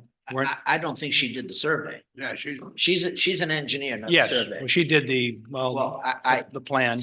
personally think that whoever drew the plan should be identified on the plan. And this is Jeff Green, as Roger mentioned. Right. And I think she could put herself, but he should give approval for someone to use this plan. Because, you know, there could be errors, or whatever that someone could, you know, I don't know. It's not customary to use someone else's plan Well, without knowing it. noting it. Right, and the permission from that person. But anyway, When I had to send out the notifications to all the abutters, which are not the abutters to me, but the abutters around the campground, I had to notify the people who drew the plan. That was one of the people I had to notify twice, once for the zoning meeting, Board of Appeals, and once for this meeting. Who did you notify? Well, I don't have the list with me, but I had a list of 28 or 29 people No, you said supplied. you had to notify the person who Yes. drew the plan. Yeah, and it's a woman, and I spoke with her on the phone. okay, that's Stephanie. That's Changing Seasons. Okay. She's the owner of that company. But what Roger's saying, I don't think she has the permission from the person who generated the document. So, yeah, I'm not, just so we're clear, so she, on this document here, which is the overall site plan, noted as sheet 2 of 3, she has stamped it and signed it. She has taken ownership of this document. Whether she actually did the original drawing or not, I don't believe is under our purview. She's taking ownership of this drawing now. And if whoever originally drew this, if that's what you're alluding to, that they can take it up with her, but yes. So, Mr. Chair, on the last page of the plan, you have a different sheet. 303. So there is a copy of the plan that was submitted. I don't know why you guys have a different one, but there are notes on this plan that was provided in this application packet that they do reference the plan from Jeff Green. Yeah, you're saying what I do. I don't know why you ended up with different ones, but And I see that it this is referenced. Yeah, you guys, it's Yeah, we all have the same. The same one. right here, which is the plan reference. Yeah, you can see I'm doing the same thing you did. Looks like you got the wrong drawing. I'm not sure, that may have been from the ZBA application. I'm not sure why you have different Oh. copies. I know I had to got it. It's supply the quite a few smaller, copies yeah. of different Thank plans You sure do. for zoning and for, I made copies made at a local copy place. I think this is the same thing. It does reference Jeff Green though. Okay, so it gives credit where credit is due, is that, all right? That's great. Okay, excellent. I'm not adding any extra plumbing. Toilet would be moved to a different location, the sink, the laundry is just moving up. I'm not adding any more. Of course, we have our own septic system, but I'm not adding any more to the current system, so. Is this currently a seasonal? Yes, it's a Cottage? seasonal cottage. Right now, tonight we're staying, my wife and I, in the motel up there because we have no water in the winter. Well, you know, it's not a, It will remain a seasonal cottage? oh, yes, absolutely. Nothing is, we're just moving the laundry up. My wife and I aren't getting any younger, and my wife Kelly can't get down there much, and I resemble that remark. Thank you. Jessica, could you tell us what the ZBA found as this, so what was asked for, what was granted? It's in the planner review. The ZBA decision. They did approve it that night unanimously. So on page 2 of the planner review, it shows that it's that non-conforming section. Yep. So they got approval for section D for it's an expansion of a non-conforming use because that the campground, it's considered a campground. So it's in a residential zone. So it always goes through this non-conforming ordinance. Every time someone goes in Yeah. and has a change, it's not only a change to the structure, but it's a expansion of the use. Did they approve reducing the setback from a neighbor from 820 to 18? The setbacks on the interior of that lot aren't regulated by the ordinance. Yes, there is a thing that the campground has that there will be no less than 20 feet spacing between the units. Yep, so we do have a letter. There was a letter provided, an approval letter from the campground. Okay. Does it state the siding material to be used? Actually, I went over that today with the campground. Okay, what was your answer? Well, I've already put vinyl on the backside and I've put vinyl partway up as you're facing it from the back from Winnie Avenue on the right side, but I can't do it around a jog there that you see here on this side because I'm too close to the neighbor. So I have to put cement siding up if I ever want to change it there. But on this, That was the word I was looking for. on this little addition, they're gonna allow me to put vinyl here, even though I'm 17 feet away instead of 20. Then why did they do that? I mean, you've heard about the fires there, right? And that big fire on Easter Sunday, Yeah. that was years ago, I heard about it and I got a phone call from someone in the campground that my cottage wasn't affected. I'm It was on the other well aware. I side. ran that fire. That was, we lost the cottages we rented in the past And before we and that owned. goes back to lot. 45 when 200 and some odd were lost one day. Right So I after really World have War a II, problem I've seen the- with reducing the siding material to anything less than the cement board. And I think I will make that as when we go to approve that requirement, because Planning this board, is fire safety, and I think we should not alter from that. if the planning board requires this little area, the little addition to have cement siding, I'll certainly do that. In fact, Yeah. that's what I asked Mr. Perula today, what do we require? And he went with a tape measure. He said, well, it's a few feet up. But if you want it, no arguments here. I'm just looking for permission to do this. So, again, board, apparently there's in your packages, the first page of the building development. Well, the Alton Bay Camp Meeting Association. There is a back to it. Yeah. There's a back to it. Yeah, there's a second page, which is. Which has the signature of the approval. But under thank you, under My building, I have no. Yeah, map I of know, my building. I know, I didn't either. I Ah. stole this from Jessica. Oh. The predominant structural materials to be used for the project are listed as sonotubes, basic framing material, pressure treated wood, covered with ice and water shield where any ground is in touch, no window, plywood sheathing covered with cement board, then covered with vinyl siding. The cement board underneath it will solve that problem. Yes. Why would you go both? Just for the look? Yes, because we have the back of the cottage and one side already vinyl. We already have some vinyl in the basement to do the other side. Not this, and also the front with vinyl. We're trying to make it so it's maintenance free as I'm getting Well, the thing older. is that vine's gonna catch. the There's roof on nothing it. that is maintenance free. Well, even the pyramids, I understand that. Nothing is, but for my age, so I'm in my Forever is 70s now, and I'm hoping the vinyl will take care of the next 20 years. Good and luck then- getting those aluminum nails to go into the cement. All right. Called the drill. So I believe that addresses the concerns. Yeah, I agree. I Okay. agree. Good, thank you. Yeah. And there again, there's no window. The pressure treating, I just want to cover the ground into the ground a foot or so I don't have any animals getting underneath there. Mr. Wonder if you Chairman, could Go with Durarock instead of the cement with Hardy. Mr. Yeah. Chairman, Yes, Lee. 20 foot. I don't have a problem with it being 17, but should we include it as a waiver or we don't have to worry about it? I don't think, this- I personally don't think we need a waiver because the cement board under the vinyl, I think satisfies the intent. Yeah, but where he's under the 20 feet, I mean, just.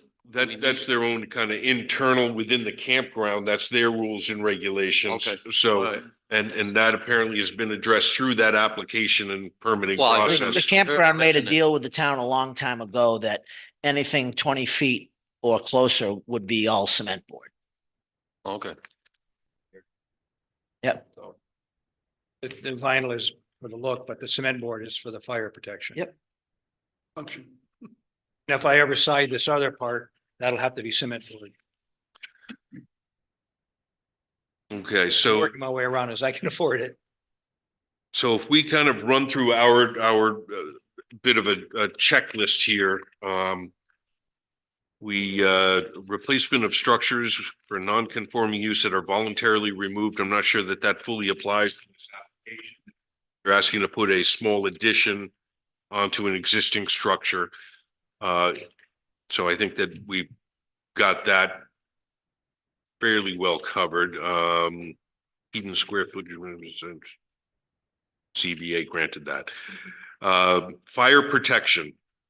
So we just addressed the concerns regarding the construction materials. And I don't believe that there were any other comments from the fire department in the comments.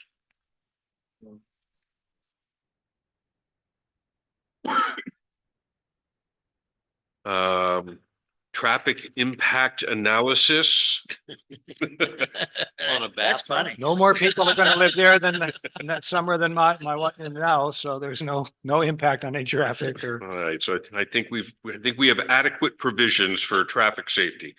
Non-sewered area system siting requirements here, we already have all of that kind of sorted out in the drainage and. Yeah, that's where these lines are here. The sewer line goes out here, the water comes in here, and here's the electric line overhead. It's not affecting any of that. Site landscaping. So I know that there is a large tree that had to come down or is coming down. And It's already down, whether this got approved or not. We have a little green on the roof and I want to try to avoid that. So I did take this tree down. And also I was concerned that in years to come, it would be, That's a pine too, wasn't it? it wasn't a pine, It no, it was wasn't? not. No. I know there's some mammoth pines in that neighborhood too. Not anymore. There was a pine tree in the front of our thing. That was down 15, 20 years ago. and seeing as this, this is kind of unusual in that the use of this property overall. I don't know if we are going to require 25% of the lot being landscaped. It is. Yeah. Lighting, again, this is more of a larger development sort of application point, but I think you'll have all the lights required so that you'll be able to safely get in and out of your own cottage. There's a light there now in the door leading in, and there's a light on the other side by the sliding door going in, and that's, we're not affecting that at all. We want 7. 7 lights? Do they call you Saint Nick this time of the year? He has to gain weight. Stormwater, drainage and erosion control. There's not enough alteration. I think that we need to be terribly concerned about that. As you are going on snow. Yes. Snow hazards, snow storage, seasonal use. Not worried about your hours of operation. The utilities, you kind of just did a quick overview. I know that we did have a note in here from the water superintendent, just making sure that you do not cover the existing water line. So. Yeah, and the water line, I'm sorry, so it comes in the back and it goes underneath this area underneath and it comes up right about here. That's where I don't have a meter that's unmetered here. But, pardon? So you're not gonna cover it, right? I am not. No. I'm not You end anywhere up near with a that. meter too. But I'm also paying, but I also pay water in the winter when I don't even have it. Yeah. Well, you will when you have a meter too, so don't feel bad about that. So departmental comments, that was the only departmental comment. So with that, we should talk about what would be the definition of active and substantial development. Should the board move this along? When are you planning on getting started on this? I'd like to start this in late April to dig in the ground. I've got to get the outside done in May and June. They don't allow us to work in the summer and I don't want it anyway. So May and June to get the thing done. Okay. I'm going to be meeting in the morning with assuming this is okay tonight, with the code enforcement officer. I want to see what she was going to require on the sonotube and everything, the size and well, I know the depth. So I have what I'm proposing, and if she goes with it, fine. If not, then I'll do what she tells me to do. Something you might want to try is frost posts. They're pretty slick. They're pre-cast, you just drop them in. Yeah, they're like 600 pounds and each. I priced them out at You're a fit guy. up to a year and a half ago. Yes, I opened my shirt. You'd see a long scar here. I had an aortic dissection a year and a half ago. So this You still digging will be here. done by my son-in-law, grandson, and two son-in-laws, and anyway. So All right, so board thoughts on this? I'm good. Give them 12 months and Yeah. from decision to get started on the project. Yep. I think his own incentive is pretty great. And yeah, my wife. Yes, dear. How high? and you're gonna bang this thing out hopefully in a year or so. If we Less give you than 2 that, years, it's absolutely, plenty of sir. time. Absolutely. All right. So board okay with 24 months for substantial completion? I would certainly hope so. Yes. All right.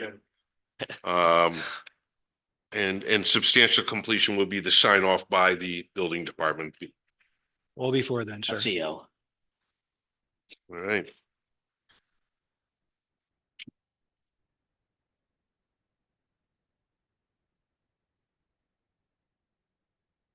So anything more from the board on this?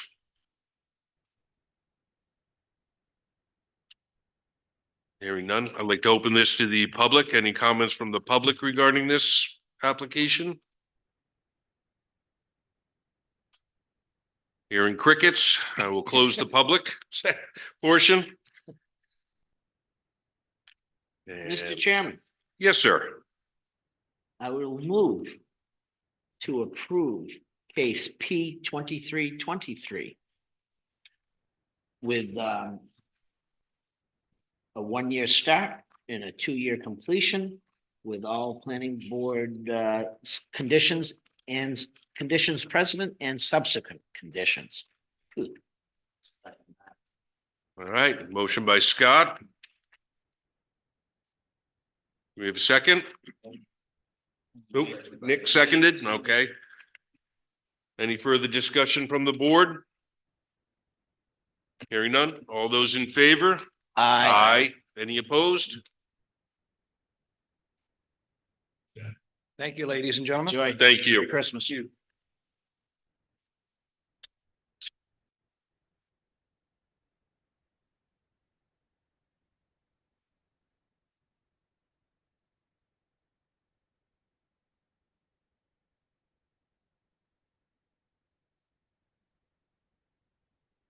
All right, next on the agenda, conceptual consultation. Case P 23-26 Lakes Hospitality Group LLC. Come on up. Map 16 lot 20 from Cherry Valley Road.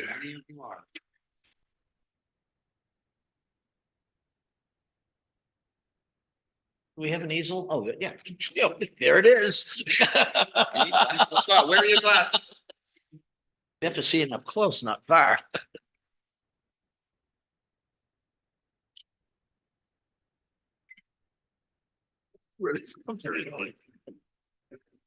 Like sit next to Is my phone number in it?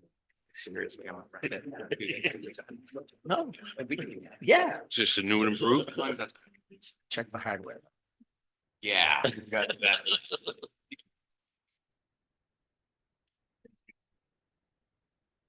Thank you. Thank you, sir. Pretty, it's got his color. in it. Yeah. Nothing but the best for us. Yeah. Want to make sure you just want to show you. This is. I do. I didn't get one of them suckers. I don't, I've got with those. I'm not. All right, so if you folks wouldn't mind introduce yourselves into the microphone, and then if you're gonna be standing at the easel, you're gonna have to also carry that microphone with you wherever you go.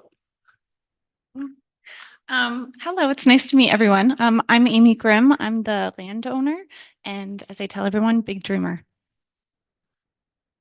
I'm Cindy Terrio with Wilcox and Barton. We're the civil engineers on the project. And Chris Solomon from Salmon Delia Architects.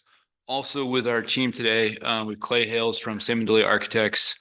Jeremy Martin from Lake Treason Design Group. He'll be the project manager.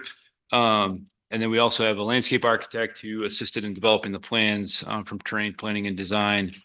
And then John Cronin, our counsel on the project, is here with us today as well.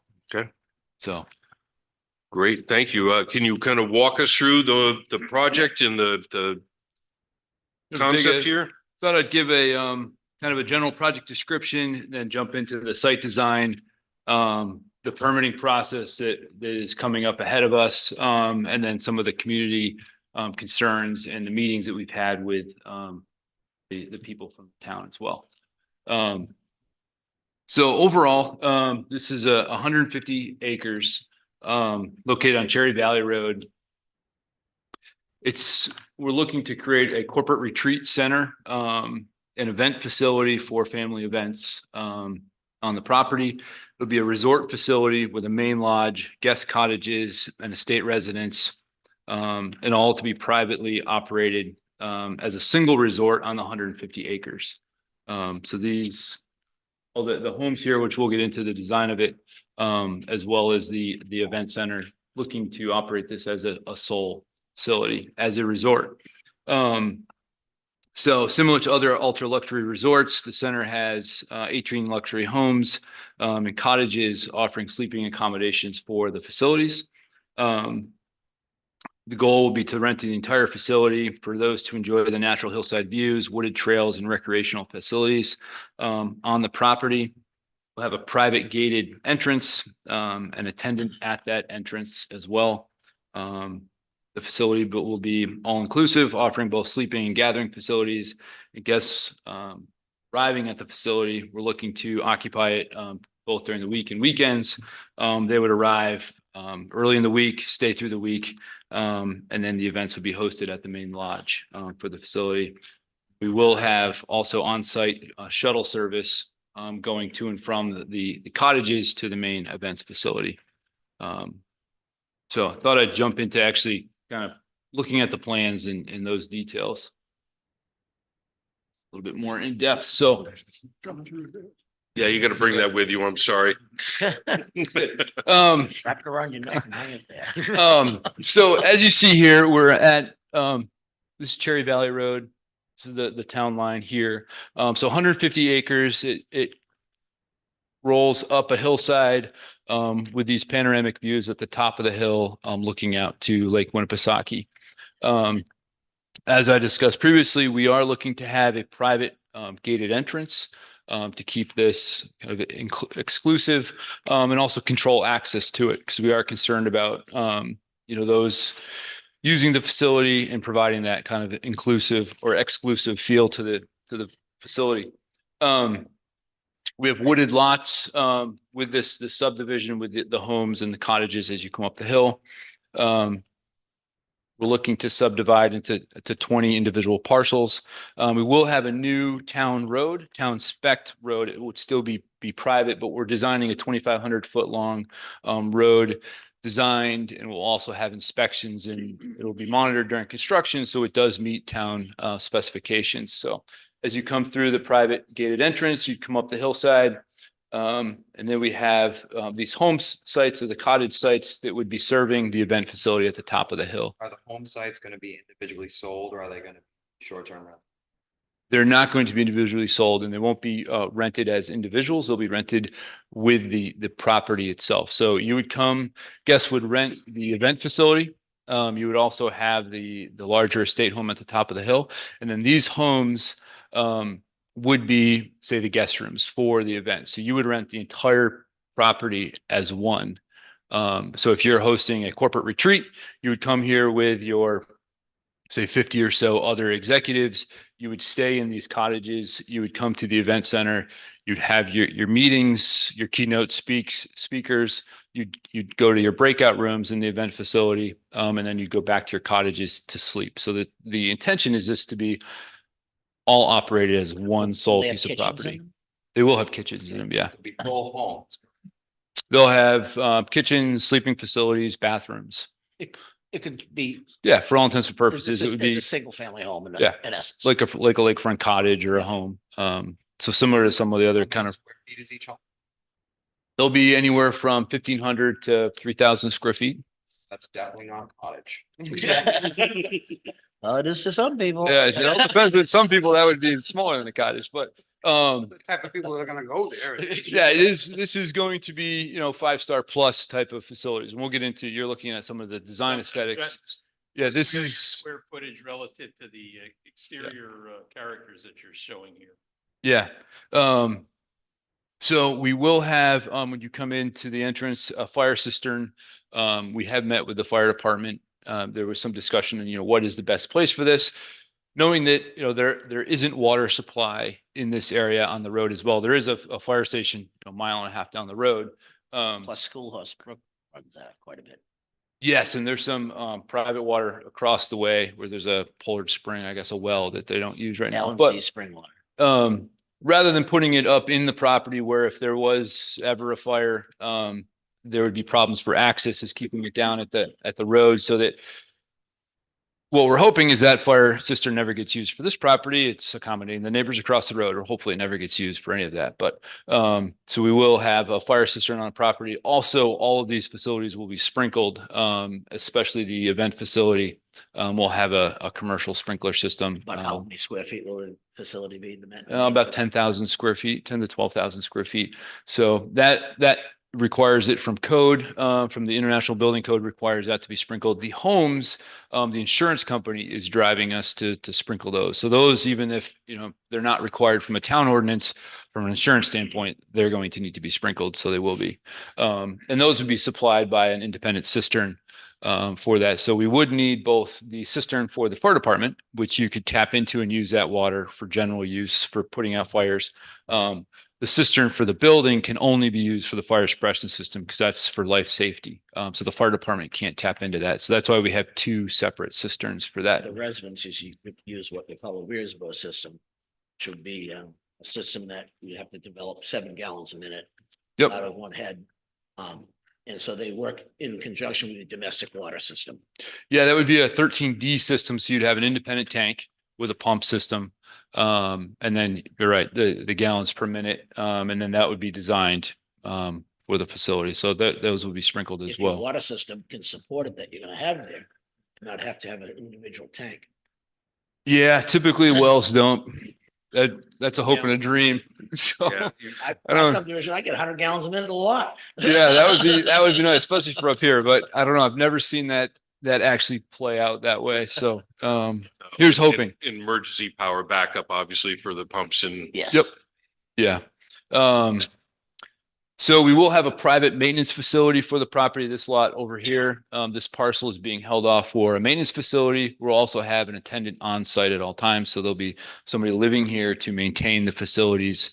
Because we are looking to have this be a ultra luxury facility, and it's going to need to be kept up and maintained as that. So we will have an attendant on the property, and then somebody else, controlling access for it. Looking to have also a solar field. This is a kind of a nice depression and a grove down here where we can have solar panels that essentially nobody would ever be able to see them. So they'll be here to support the property and the electrical needs of the property. We'll have parking on site as well for visitors, as well as to go to the amenities and the other buildings on the property. As well as, you would come, you'd park at your cottage, and then we'll have a trolley service that would bring you up the hill. We do have parking at the top of the hill for smaller events when you wouldn't be operating a trolley. So 25 cars or so at the top of the hill. And then we have these other parking lots that we will have walking trails throughout the property, but we also want to be able to provide access for people coming up and down the hill on a night like tonight. Parking, we've nestled that into the hillside so that from the lake and from the kind of the downhill side, you're not going to see the lights from the cars. and also just kind of keeping those private and hidden into the hillside. So on the, the site development, I don't know if you guys had any questions on that.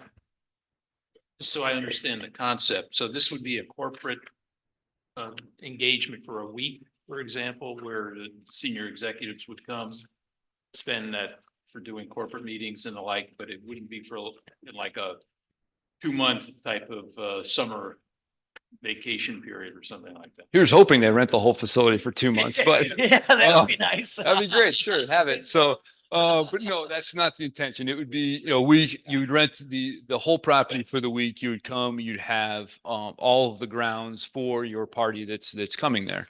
You would have the main kind of estate house, the events venue, and then all of the other grounds would go with that. So everybody would come and stay here and be here. Are you gonna shoot for like the wedding crowd or something like that, or is that something that's there? Yeah. Yeah. So those Okay, higher it end wouldn't weddings. Be all corporate. Yeah. It would be a mixed bag of use. Yep. That's, I think. Depending on the time of year, it would be both. But knowing that, you would host everybody coming to the wedding would come and stay here.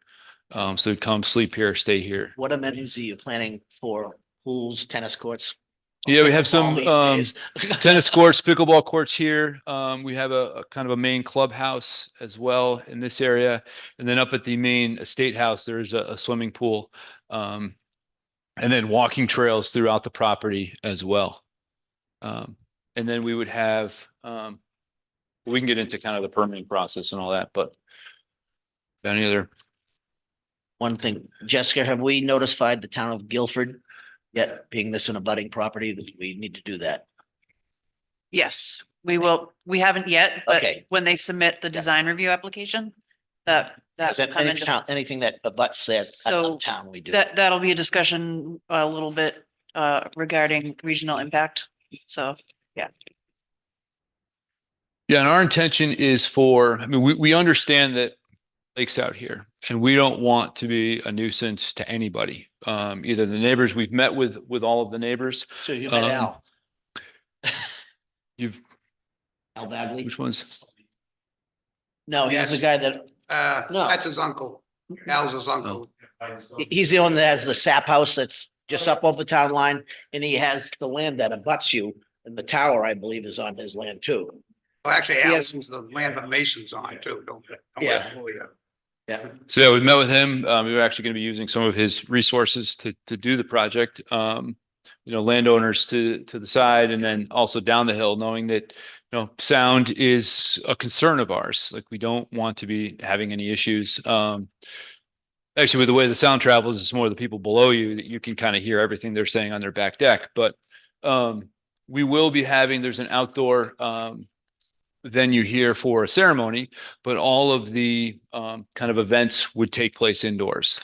We do understand that the town has strict sound ordinances as well as lighting ordinances. That's a 10 o'clock curfew. We would be migrating inside much before that. So bands, any other kind of events. No, that's all. There's a nice facility down the road for that. We already have that. She likes Morgan Wallace or whatever that is. So, but all of those kind of the shenanigans would happen inside the event facility, and we would be sure to have that happen. We do want to maintain this as a luxurious facility and keep that standard where it is. We're not looking to kind of go below that. And part of that is being stewards of the community, and all of that would happen inside. We would have a lawn space similar to kind of Castle in the Clouds. If you go out on the lawn up in front of the castle, great views, but everything else would migrate inside for the events at night to make sure that there is no sound issues on the property. And then down the backside, it kind of tucks into the hillside as well. But those would be focused here. So Brooke must have been rocking yesterday, huh? Yeah. Yeah. So we will have, we are going to be going to the zoning board for a special exception for a commercial use this property. We will be going to NHDES for alteration of terrain, so an AOT permit. Oh, that's yeah, those aren't State permits are pretty cut and dry. I mean, they're very like, just do these things and if you do them, they're fine. So, but you know, very thorough, as I'm sure you guys have all seen what goes into an AOT permit.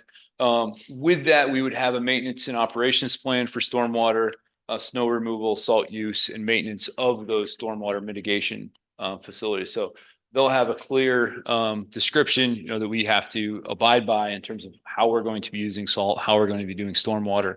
All that's going to be defined by the state regulations, which we're going to comply with. We will have stormwater mitigation kind of sprinkled throughout the property rather than sending it all down the hill to kind of one stormwater pond. We'll have a smaller kind of facilities. Recharge facilities.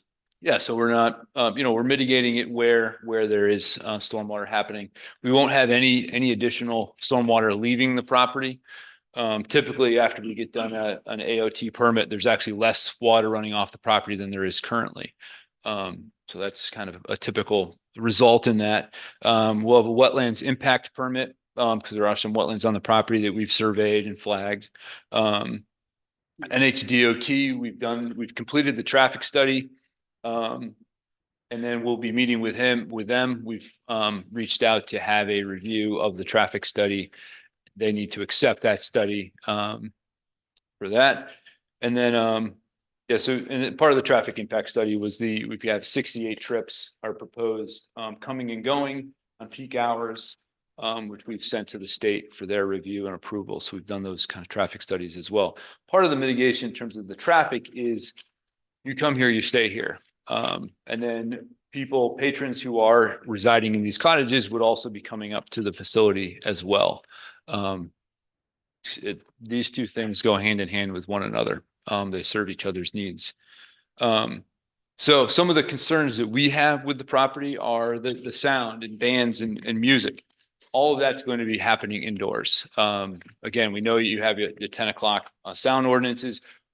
We want to better that. We don't want to have any issues with sound with neighbors, and we don't ever want to have anybody from the lake looking up at this facility and thinking, gosh, I wish they didn't have their music playing. So all that's going to happen indoors, again, to keep that level of quality that we're looking for the resort. Light pollution, everything will be dark sky lighting. You know, the roadway will be lit. Nothing over 3,000 K, right? I know the light levels will be less. I don't know what we The haven't lumens specified. really the don't kelvins. change. Just have it engineered. The Yeah. the lumens don't change that bad with the color. I mean, I prefer that. We don't need the It's a much stark warmer 5,000 Kelvin lighting, but depends on some of the fixtures that you can get. So the traffic study, again, we've completed a full traffic study for the property. That's been submitted to the state. We're waiting to have our sit-down meeting with DOT to review all that. And in terms of the roadway access design here, as well as we would be submitting third-party review to the town as well, to the town's engineer and reviewing that. We have met with the fire department. So fire department, police department, and Department of Public Works on this project already before we came to you. So some of the comments they had was again, sound, same concern of ours. Access throughout the year. We'll be maintaining this at a much higher level than you would a standard road in town. Since we will have private maintenance on site, although we will be building this to town spec, the intention is, and the intent is that this would remain private until, sometime in the future, which I'm sure we'd be back in front of you before that was ever adopted to the town's roadway systems. Fire suppression, these will all have fire suppression systems as well as a cistern down here. And that was part of the discussion with the fire department on, where is the best place for that cistern. Cisterns versus fire pond as well. They're easier to maintain, easier to use. How many gallons are you thinking? They asked for 20,000 gallons. So There is no ordinance that. there is what? There is no ordinance that governs the amount of water or a cistern. So if you're doing it, you're doing it voluntarily.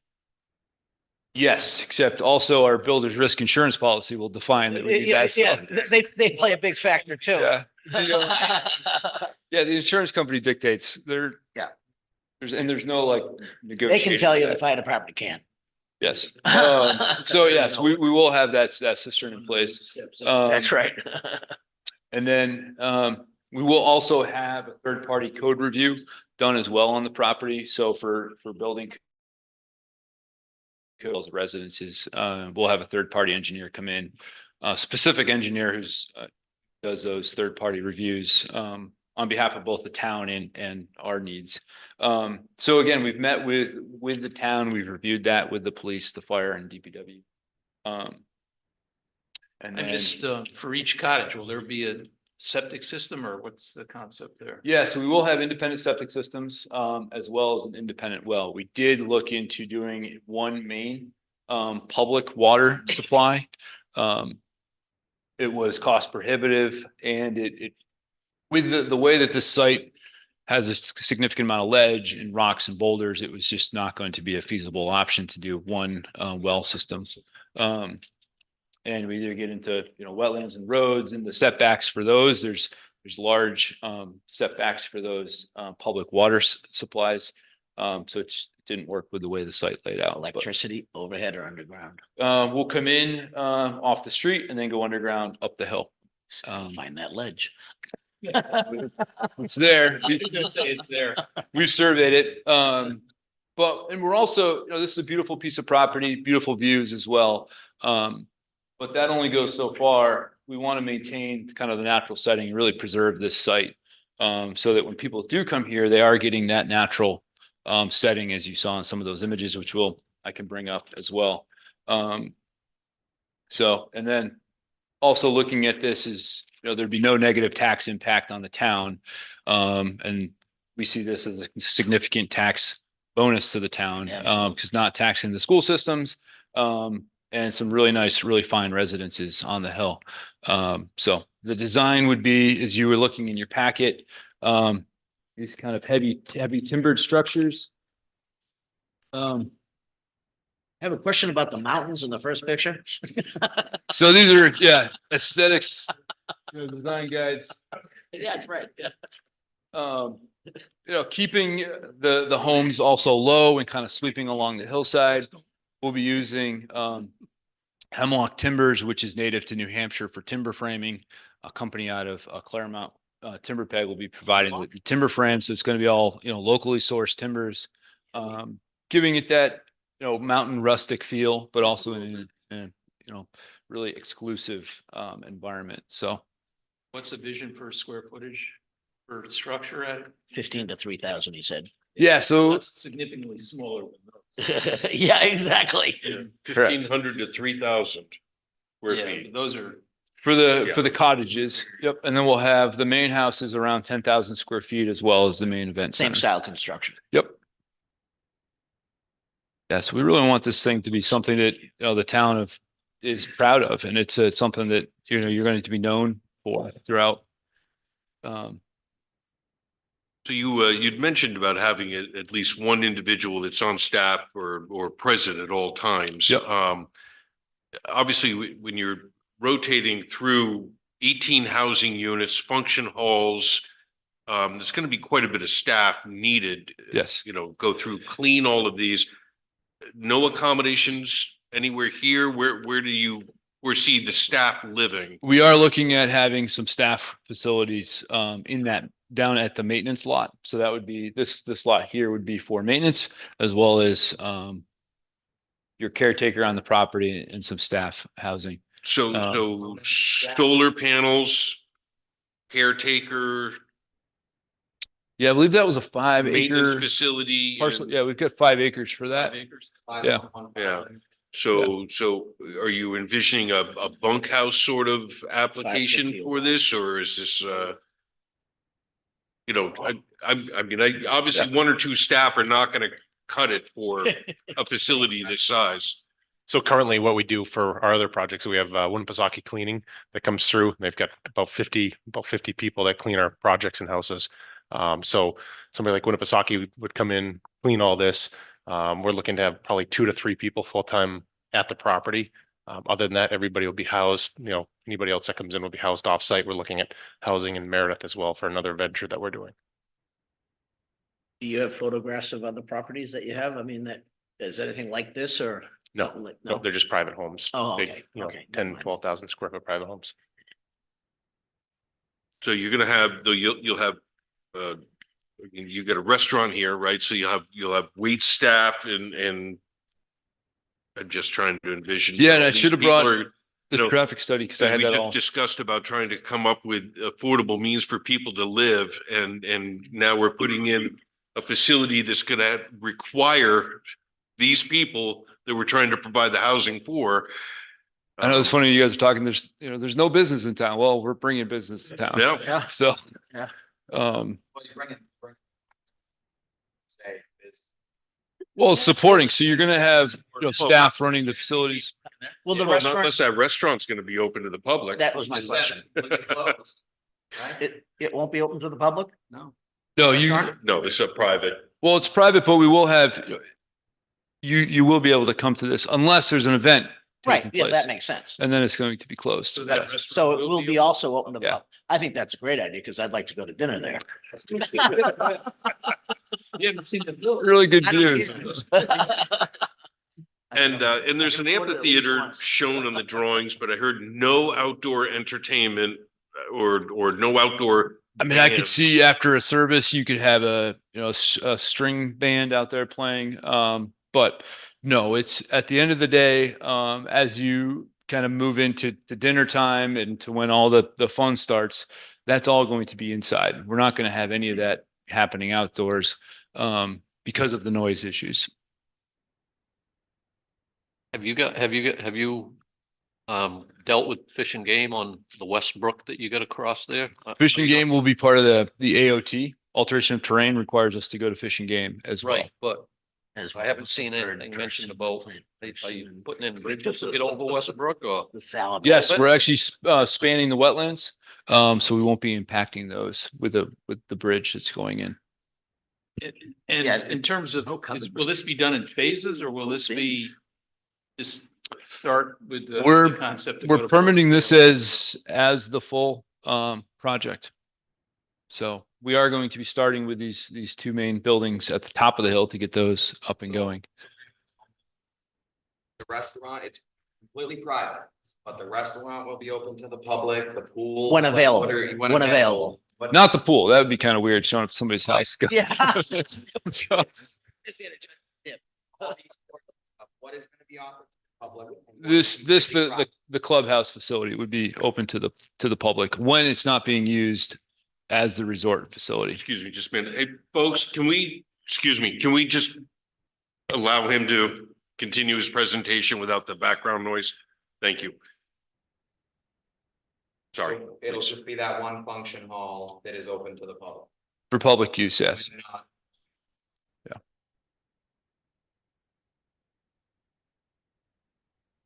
So any other kind of concerns with the overall site design or stuff you guys would want to be looking at in the future? We know we've, Same. Talked about affordable housing and now we're talking about something very different. Well, that's On one, private land? that's one On parcel. private land. That's I one know, on parcel. private land. So that doesn't enter into it. I guess I'm a little taken aback. I appreciate the desire to go through and permit this all at once, but that seems to be one heck of an undertaking and a rather costly venture. And I'm not sure how the town approaches something like that. That's one of the reasons I asked about phases, because you're right. I mean, to do this takes a significant amount of capital.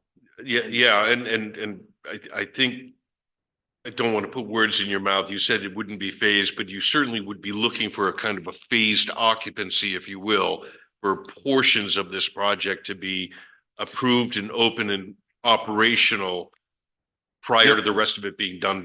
correct. We would start at the top of the hill, these two structures as well as the parking, and then work our way through the cottages as well.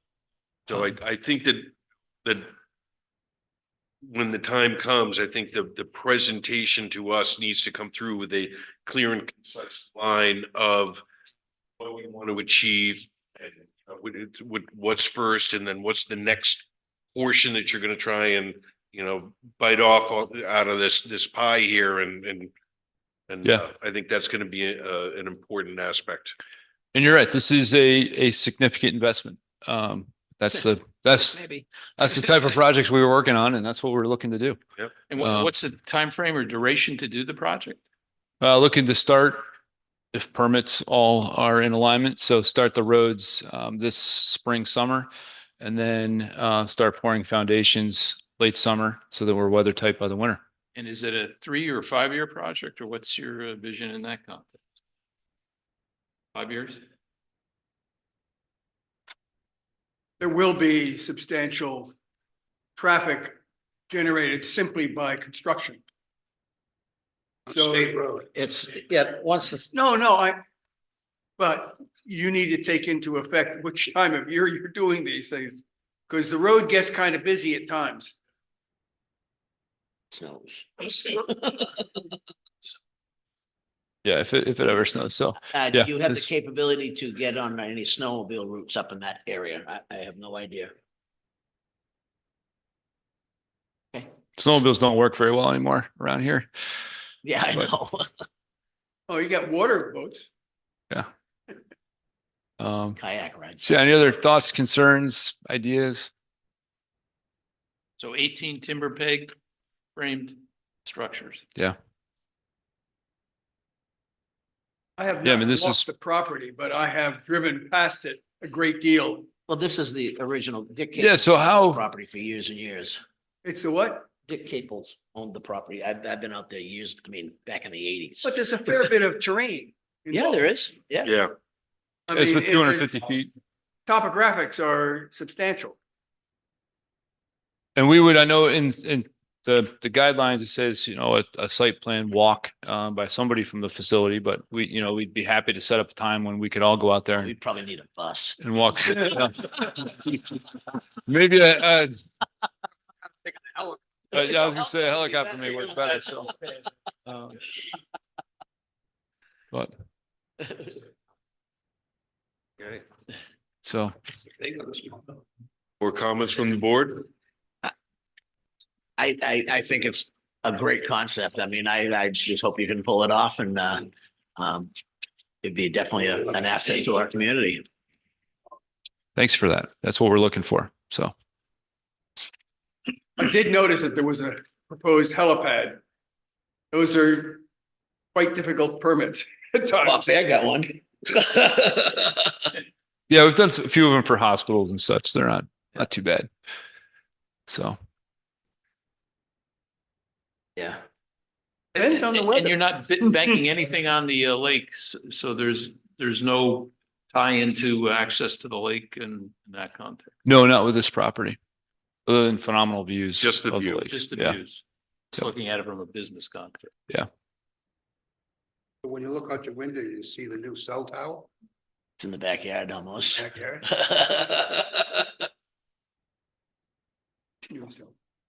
I've been up to that cell tower in fresh. We'd have public comments or? Nice is view. that- I don't think we go to public at this point in the game. So, no. Nice concept. Al Bagley. Oh, gosh. Okay, wasn't sure. I always welcome whatever comments people want to have, so. We still don't have cellars. You know? Yeah. Good evening, everybody. Thank you. And I felt your pain during the zoning amendments. I'm glad it only happens once a year. My name is John Cronin, and I'm fortunate to be the counsel for this great group of people who've done a lot of work in putting this together.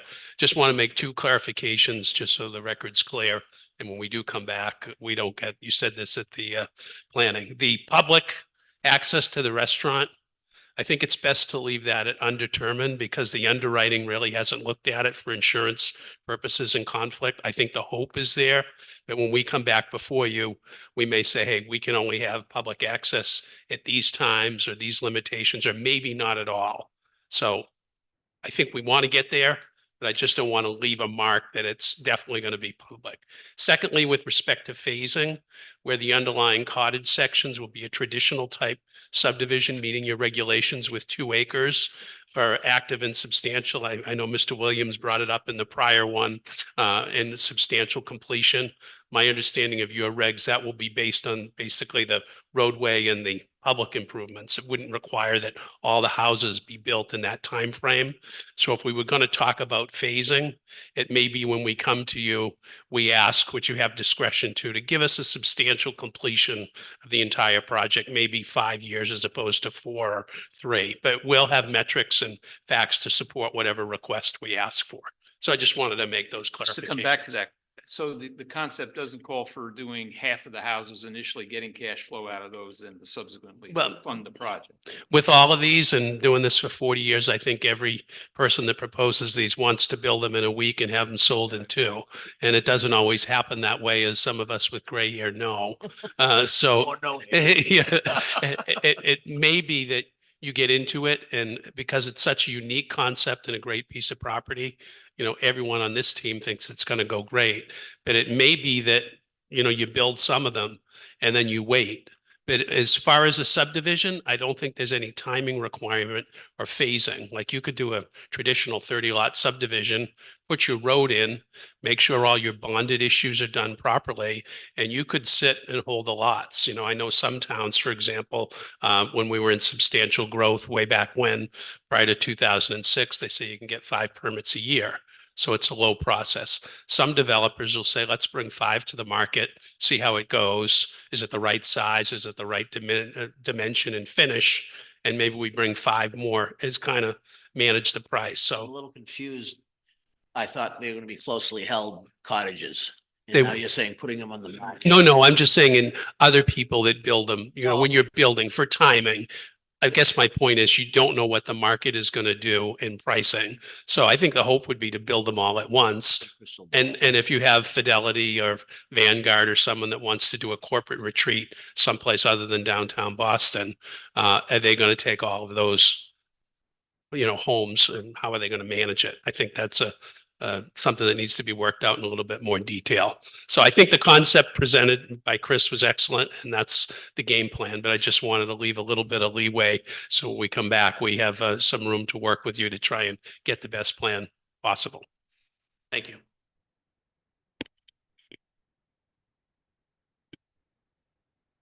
Okay, well, thank you very much.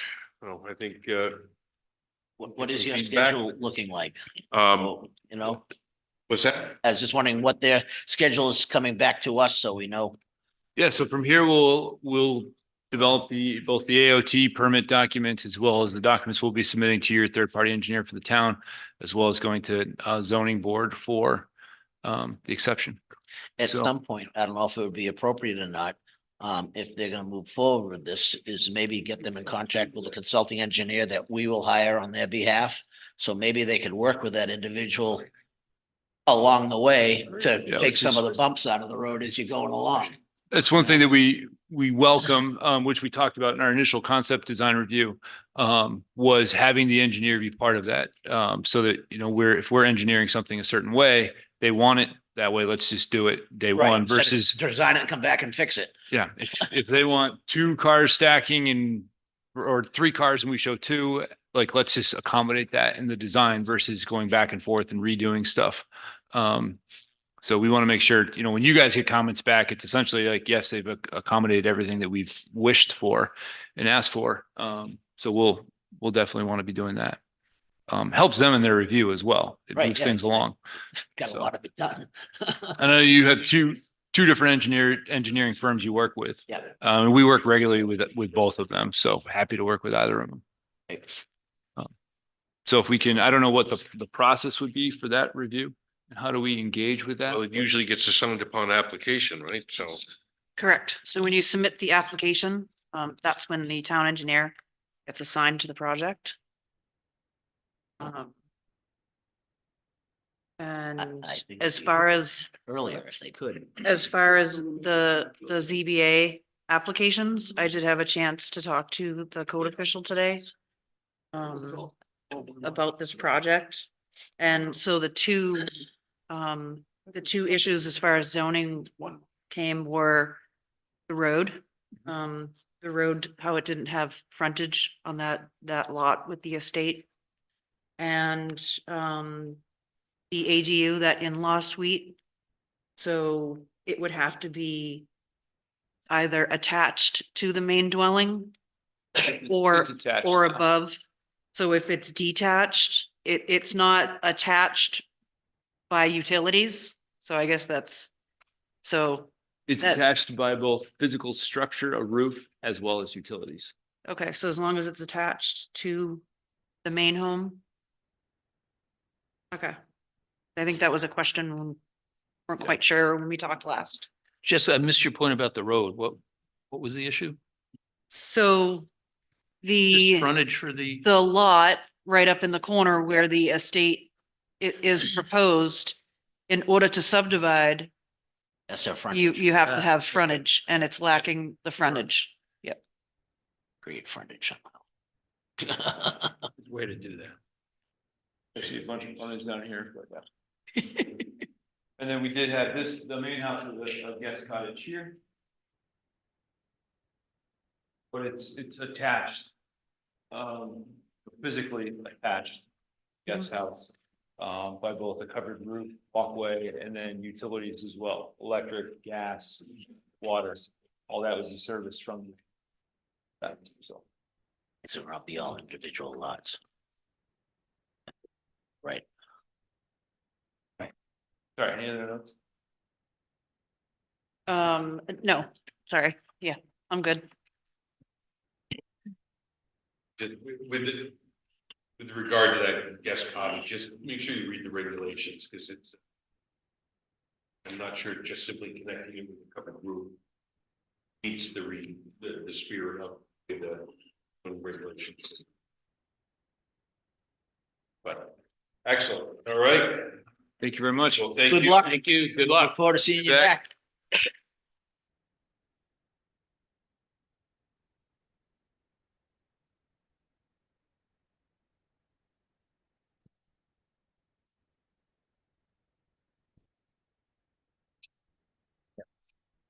That's all right. they need bigger tables. We can't, we don't have to say we can't do that. We can be able to do this. You're right. We have to be able to hit all the markers. Yeah.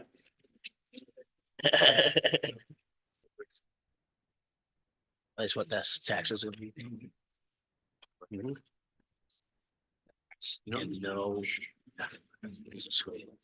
That is important. Excuse me, Mr. Chair. At the beginning of the meeting, I meant to announce that our new building inspector is here with us tonight. Norma Dietrich is in the audience. So I just wanted to just note Oh, that. one of three. Sorry, it ladies. was late. Oh, okay, hi. Congratulations and welcome. All right. Under other business, old business, discussion with the town engineer, Ty and Bond regarding fee schedule.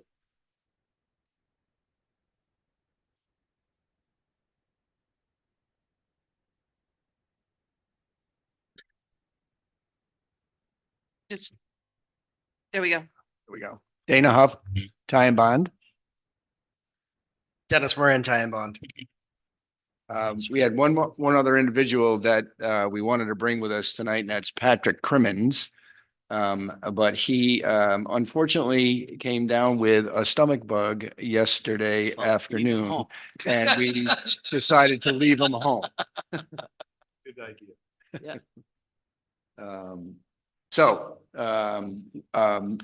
Mr. Chairman, where would you like to start? Well, I think that there were some board members that wanted to talk about your fee schedules, which I don't have in front of me, unfortunately. I do have one. Yeah. Yes. That's the only one I have. Sorry, John. You need. I'll suck it off. You're tired. I can share. It was a summary sheet. That was. Yeah.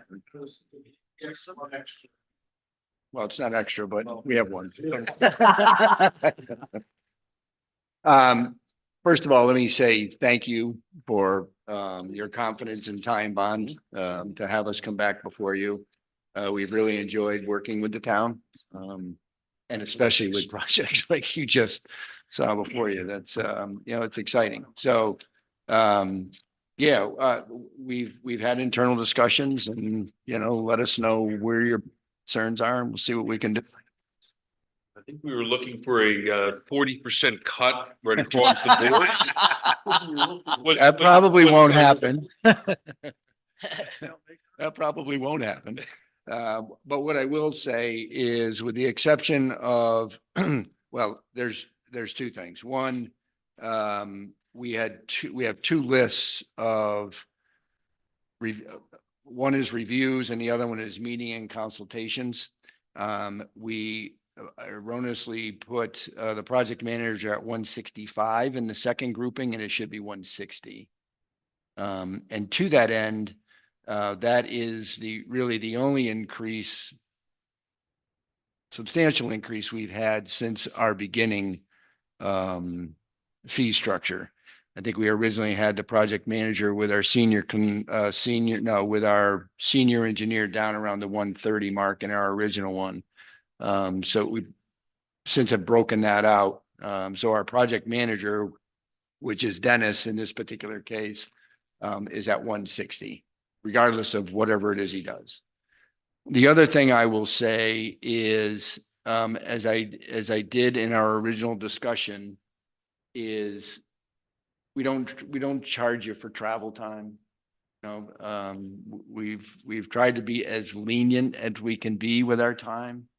I mean, I can tell you that I've certainly put in more hours than we've charged the town for, and we're happy to continue that practice. I know our fees are higher than, let's say, KV Partners.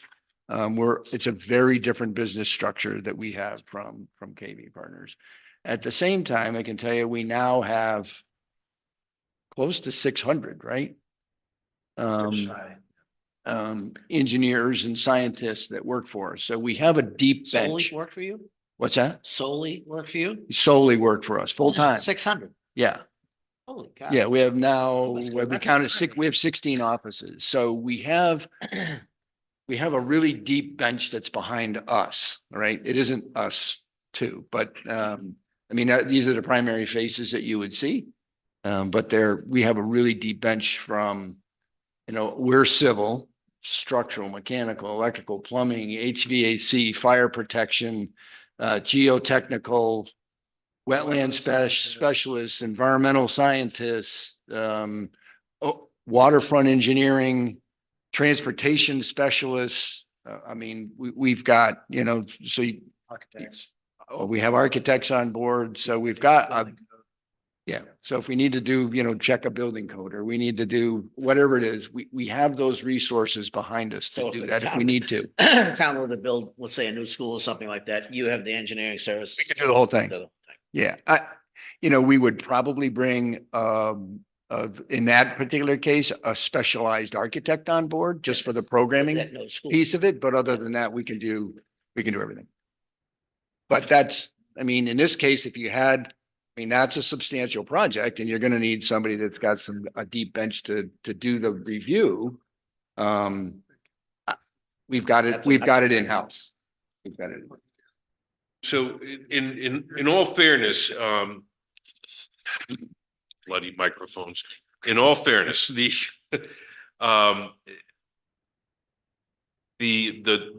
one firm that you are weighed against in your rates is not a fair comparison. They're an anomaly.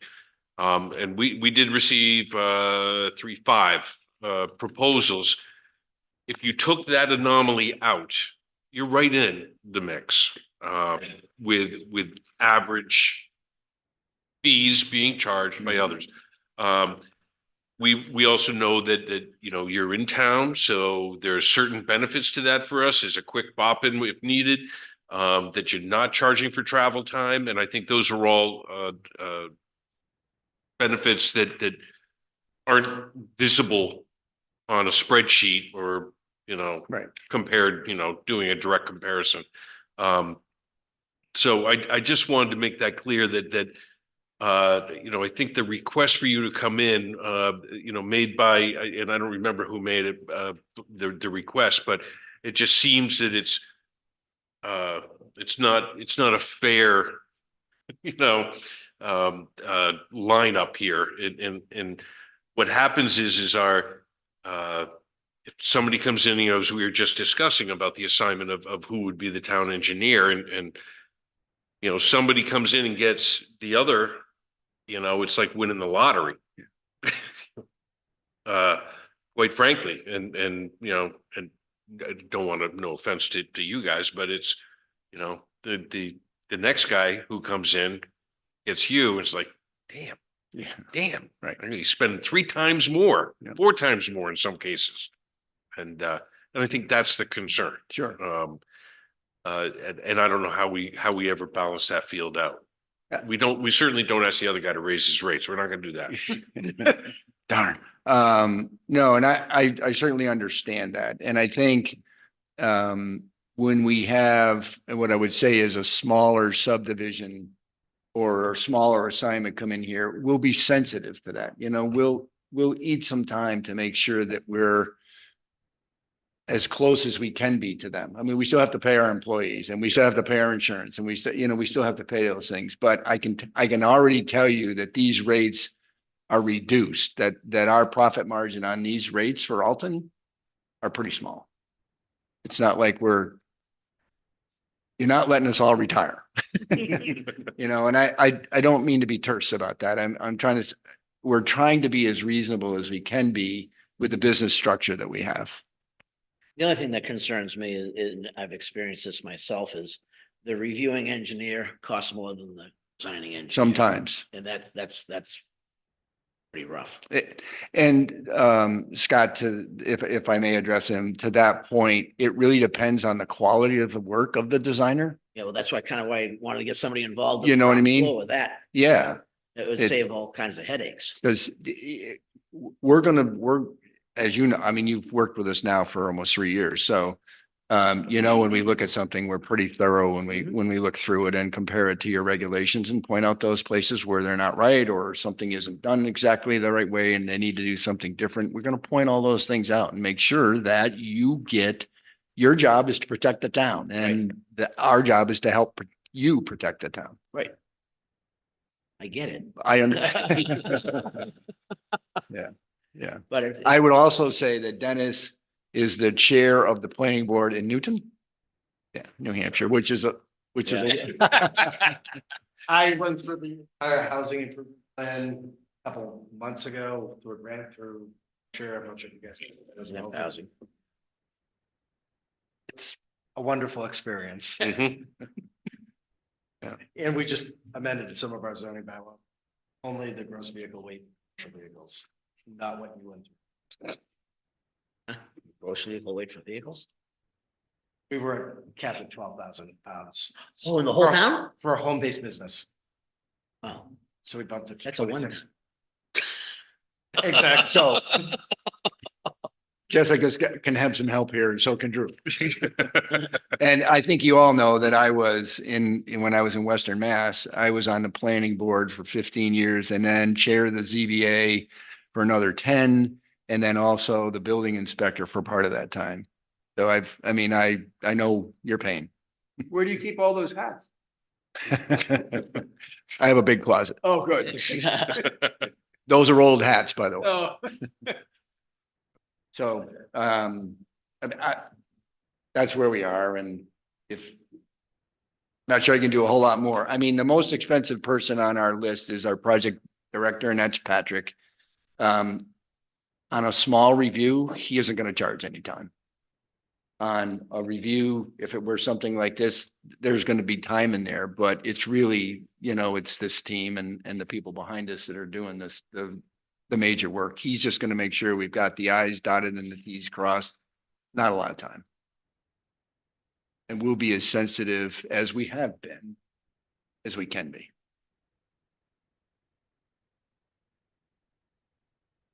Thank you. Anything else from the board? I will say one more thing. And a change of life events is forcing me to retire at the end of the year. So Dennis will become the primary contact. I've had a discussion with Jessica, and I don't know if she's let any of you know this. 2023 or 2024? 2023.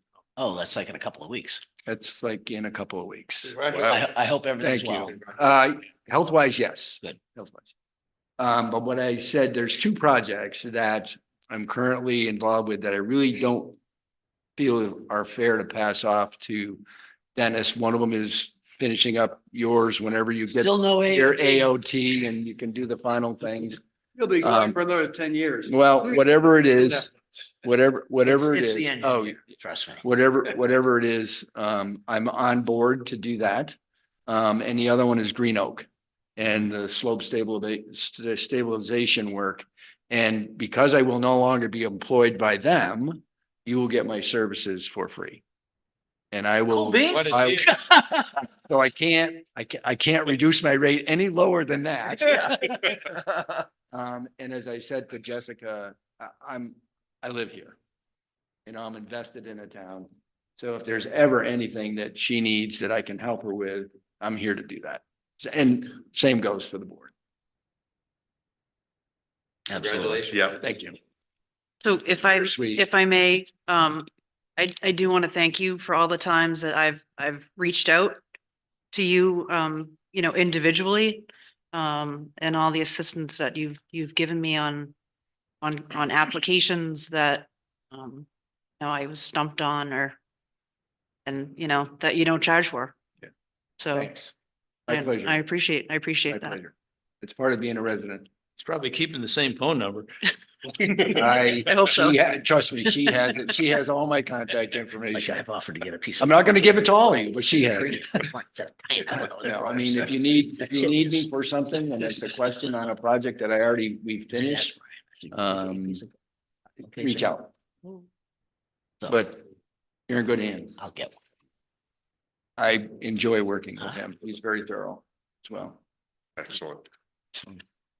Great. Best. Thank Thank you. you. And let me know when you get your AFT. I hope I live long enough. Okay. We all set? I think we are. Okay. Thank Well, you. again, thank you very much for having a confidence in Ty and Bond and as the company, we look forward to continuing. It's hard to let that piece go. We just, He's got some shoes to fill. he does, but he will. Trust me. There's somebody in between us. That's Yeah, right. Your wife? might be two of them. Who knows? Thank you very much. Enjoy. Thank you. Happy holidays. Thank you, you too. Next item under old business, discussion regarding the 2024 through 29 CIP. You want to fill me in on that? Okay, so this can be a really super quick discussion. Good. So this year, Tom Hoops way over there at the end. The selectmen had the opportunity to review the CIP plan along with the budget. So it did make it in front of them at the same time. I mean, they used it? They, you know, took the time, reviewed it very thoroughly against the requests, and against the warrant articles that have been proposed. And apparently what they passed for the budget, mimics the CIP plan. So I just wanted you guys to know that, all that work on the CIP plan, that everything's sort of stayed the same. That's all. Super. I'm just thinking back to Scott served on it for probably 10 years. I was The probably. first 10 years that it existed. And, you know, it was just a piece of paper. You know, and if you spend, you know, 10 weeks working on something, it's not a feeling of gratitude at all. So hip hip hooray for the selectmen to, you know, well, it's for their benefit, not for ours. Sort of the town ultimately, right? Ultimately, it's yeah, to I mean, take the you peak get an satisfaction. education in doing it. It's it's excellent that way. It also is cross-pollinating with every single committee that there is. In particular, in light of the recent tax increase. Where it kind of starts, huh? Yeah, well, that. All right. And the buck. Next item, deadline to apply for short-term rental permit was extended April 1st, 2024. Are people coming in? Yes. Good. Yes. Under new business, we have meeting minutes from our November 21st meeting. It looked okay to me.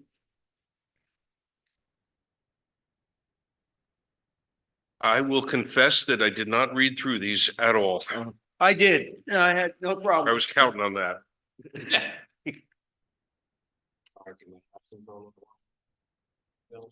There's no recollection. Mr. Chairman, I'll move to approve the minutes of November 21st, 23 as presented. All right, motion by Scott, seconded by Bill. Just one Wait a point. minute. In the, I guess, I have one point about the CIP discussion we had about the board owning responsibility for the CIP. It's a point that I don't think I captured in these numbers. Whereabouts are you? Well, paragraphs 53 through 63. 53 through 63? Yeah. That paragraph 50. That paragraph. Line. I mean, it does mention that, you know, we did get into the discussion around the charter of the CIP and like, but, you know, there was quite a bit of input from Lauren back that, you know, it was the board that owns this responsibility ultimately. It's true. It's an I don't planning think board. that's really reflected here.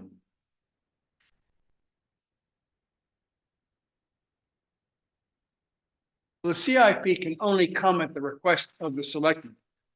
No, No, no, based it's on the the planning charter. board. It's a. Right, it's a but from the selectmen to the Planning. planning board, Then down, I'll grant you Yeah. that, but not the planning board, not the CIP, no. no. So that, you know, the ultimate factor, everything goes back to the selectmen, sadly. Yeah, well, But the board is ultimately responsible. for Right, that that's CIP. correct. I don't know that that's captured here. That the CIP is a committee that was created by the planning board. Is that what you mean, or? No, but that the planning board has to sign off and own the final CIP plan, not the committee. You're saying that was said in paragraph, but it's not. It's not in, I don't think it's captured in that paragraph. Right, but you're saying that it was said. It was never. Exactly. It was not minuted. Okay. So are you making a motion to add? Well, I'm just making certain my memory is correct. Don't test it against In mine. part, it's the questionnaire who asked that. They also go by the audio here. That's how they. write it. Yeah, but that's why. But we've My been recollection having was that- trouble with the audio with these terrible So microphones, so. that's why I don't think it got captured, but in the context of the audio. If it was crosstalk. it might not have- So I mean, maybe it's as simple as just putting in a statement that the board owns responsibility for the CIP. what benefit will that really do us? Oh, the public hearing with Lauren coming back at us last.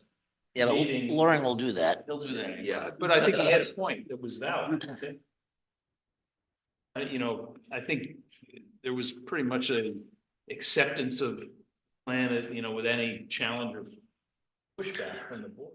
Well, what we can do is we can withdraw the motions and request that You put that in there. that Robin perhaps Listens to the tape. Jennifer listen to this segment, maybe. Yeah.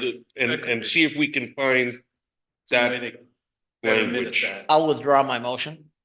I'll withdraw the second. All right, so the motion and second are withdrawn, so we are going to table the approval of these minutes until further review of the recording. Perfect. Perfect. Sure.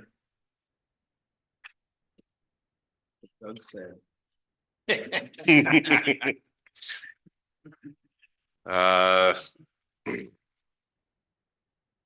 Approval of the 2024 Town of Alton Planning Zoning Board of Adjustment meeting schedule.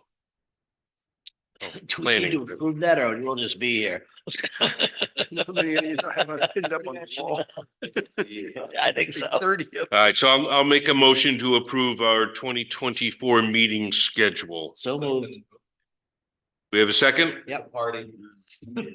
Somebody down there seconded? Hi, I think all of us. Scott did, sorry, can't tell. can't see us? I can't see and barely hear you. All right. Yes. We have motion, we have second. Any discussion? All those in favor? Aye. Aye. Any opposed? Excellent. So we had 3A, this has to do with this was added, release, the existing road bond for Dobbins Brook. There was a letter in here from KV Partners. Yeah, I read that. Lost it.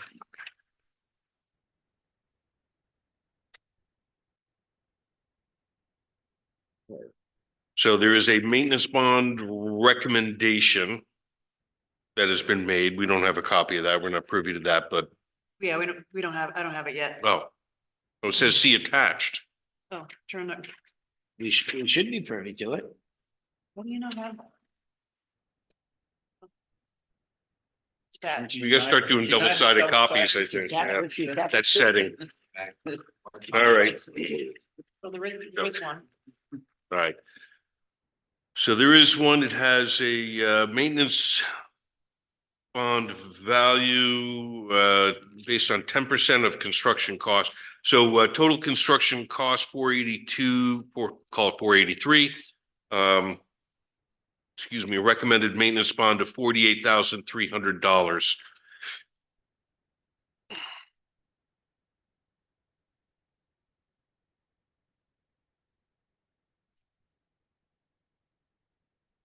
Thank you. Yeah. You may. So the reason why this is on the agenda is because there's an existing bond. And the existing bond was for the final pavement for phases 1 and 2. And so now that that's complete, you guys need to vote on releasing that bond. You can put it on a condition of them submitting this road maintenance bond. So that way there's something in place.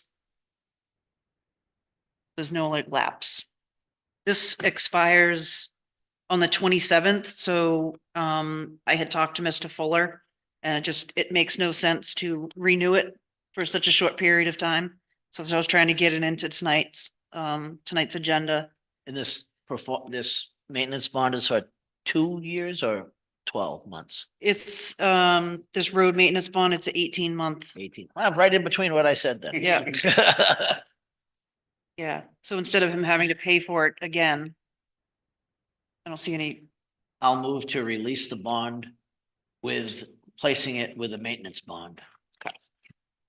Motion by Scott. Seconded by Nick. Is that right? Yes. Okay. So seconded by Nick. Any discussion? All those in favor? Aye. Any opposed? Okay, no correspondence for the board's information. No. And any other business to come before the board, public input on non-case specific planning issues? Didn't we have a 4A, she said? That was 3A. Yeah, we do have a Oh, we 4. had a 4A? Yeah, we had a 4A Okay. too. Notes, I'm sorry. That So was notification. 4A was to just inform Doug and Scott that they were up for reelection if you we go. wish to do so. When does the sign up start? That's a good question. It's mid-January-ish. Hold on, I actually have that right here. So that would be Great. from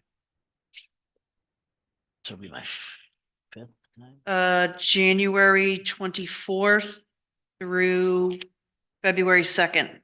What was the first date? This 24th? January 24th, Wednesday. Can I do that remotely?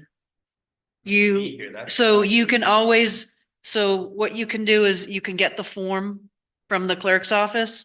sign it, fill it out, hand it to us in the planning department, and we'll ensure it You gets. sure you'll get it over Yeah. there? There's no invisible wall. Everybody heard that. Cough, cough, it got lost. So you can do that. I know Tom's done that in the past. Okay, Yeah. Tom, I'll call you if I need help. Okay, thank you. All right, so any other business coming before the board? Yes, sir. My name's Paul Crone, and I have a question about short-term rentals. What constitutes a short-term rental? What is Anything it? under 6 months. So I have cottages I rent out as a business, sometimes weekly. Is that short-term rental? 30 days. Technically, it is. So I have to get a permit, but I've never had a permit. Been doing it since 1984. And it's been there a hell of a lot before that. I can verify that to the early 60s that your place has. That the place has been there, right? So are you So- telling me so now hang- I have to start getting a permit? Hang on, I just want to just make sure that we're clear. It's not, it's for rental for under 30 days. Right, So if you're doing a week at a time, correct. yeah, then you are a short-term rental. Even though I'm a business. Yes. And do I have to get a permit for every week? No, No, you, no. so you just apply for the permit. I think it's on a 2-year cycle, if I remember. Yeah.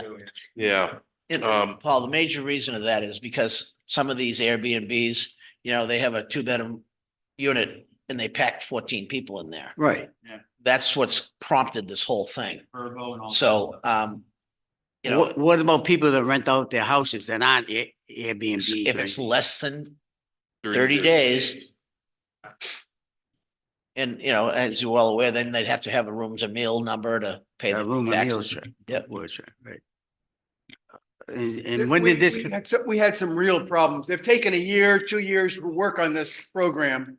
Mainly because people were parking on other people's property. They were going on the Right. wrong places. There was no sense of responsibility. There have been people who had rented or had bought properties and they never showed up anymore. No, I fully understand all that and I agree with it, but. You my- get my- screwed with everyone else. My discussion is that I've been in business since 1984. Right. Now, does this cost me money to get a permit? Yes. It does. So if I have 3 cottages, I rent each one up per week. That's 3 times 4 is 12 weeks. It would be 3 units. If you have 3 units that you rent, it'd only be 3 units that you rent, and then you could rent them for 2 years, weekly, 2 weeks, whatever you Well, I want. don't have to get a permit for every week. No, Correct, Oh, correct. and how And much, then, how much does the permit cost? I don't know. what was the final decision on the permit It's cost? $250 2 years. for 2 years. When did this come in effect? It was voted on last March, right? March, and then the selectmen approved and voted in regulations in September. There's all kinds of paperwork that you can stop in and pick up. So We- are the Wait. cottages all on one lot? Yeah. Yeah, So you just need one permit, Oh, better yet. one permit per lot. now, say for instance, this year I didn't rent them weekly. It doesn't make any difference. You have if you pay the $250 for your property. What if I didn't pay for this year? What if I decided I don't want to rent them this year weekly, but next year I want Well, you're gonna make sure you pay the bill for next year. for next year? Yep. Well, what I don't want to do is lose my ability to rent them weekly Sure. as a business. Yeah. You know what I'm saying? But I might not want to rent them weekly. Now, That's your option. that's my option, correct? Yep, the selectmen have extended the deadline to apply for a permit till April 1st of next year. So I don't need it for this year? If you're still renting now, you don't need a permit now. Right, I mean, December's almost over now at this point. Right. Yep, and you can obtain those applications and the information on our website, or you can go to the building department or the planning department. And we'd be more than willing to help you out and answer any other questions you have. All right, good enough. Thank you. Take care, Paul. Anybody else, from public? All right, I'll entertain one more motion. I'll make a motion to adjourn. Oh, he stole my thunder. All right, we have a motion. I'll second it for him. How's that sound? All those in favor? Aye. Aye. Any opposed? Excellent. Don't forget to turn off the microphone, everybody. They go dead.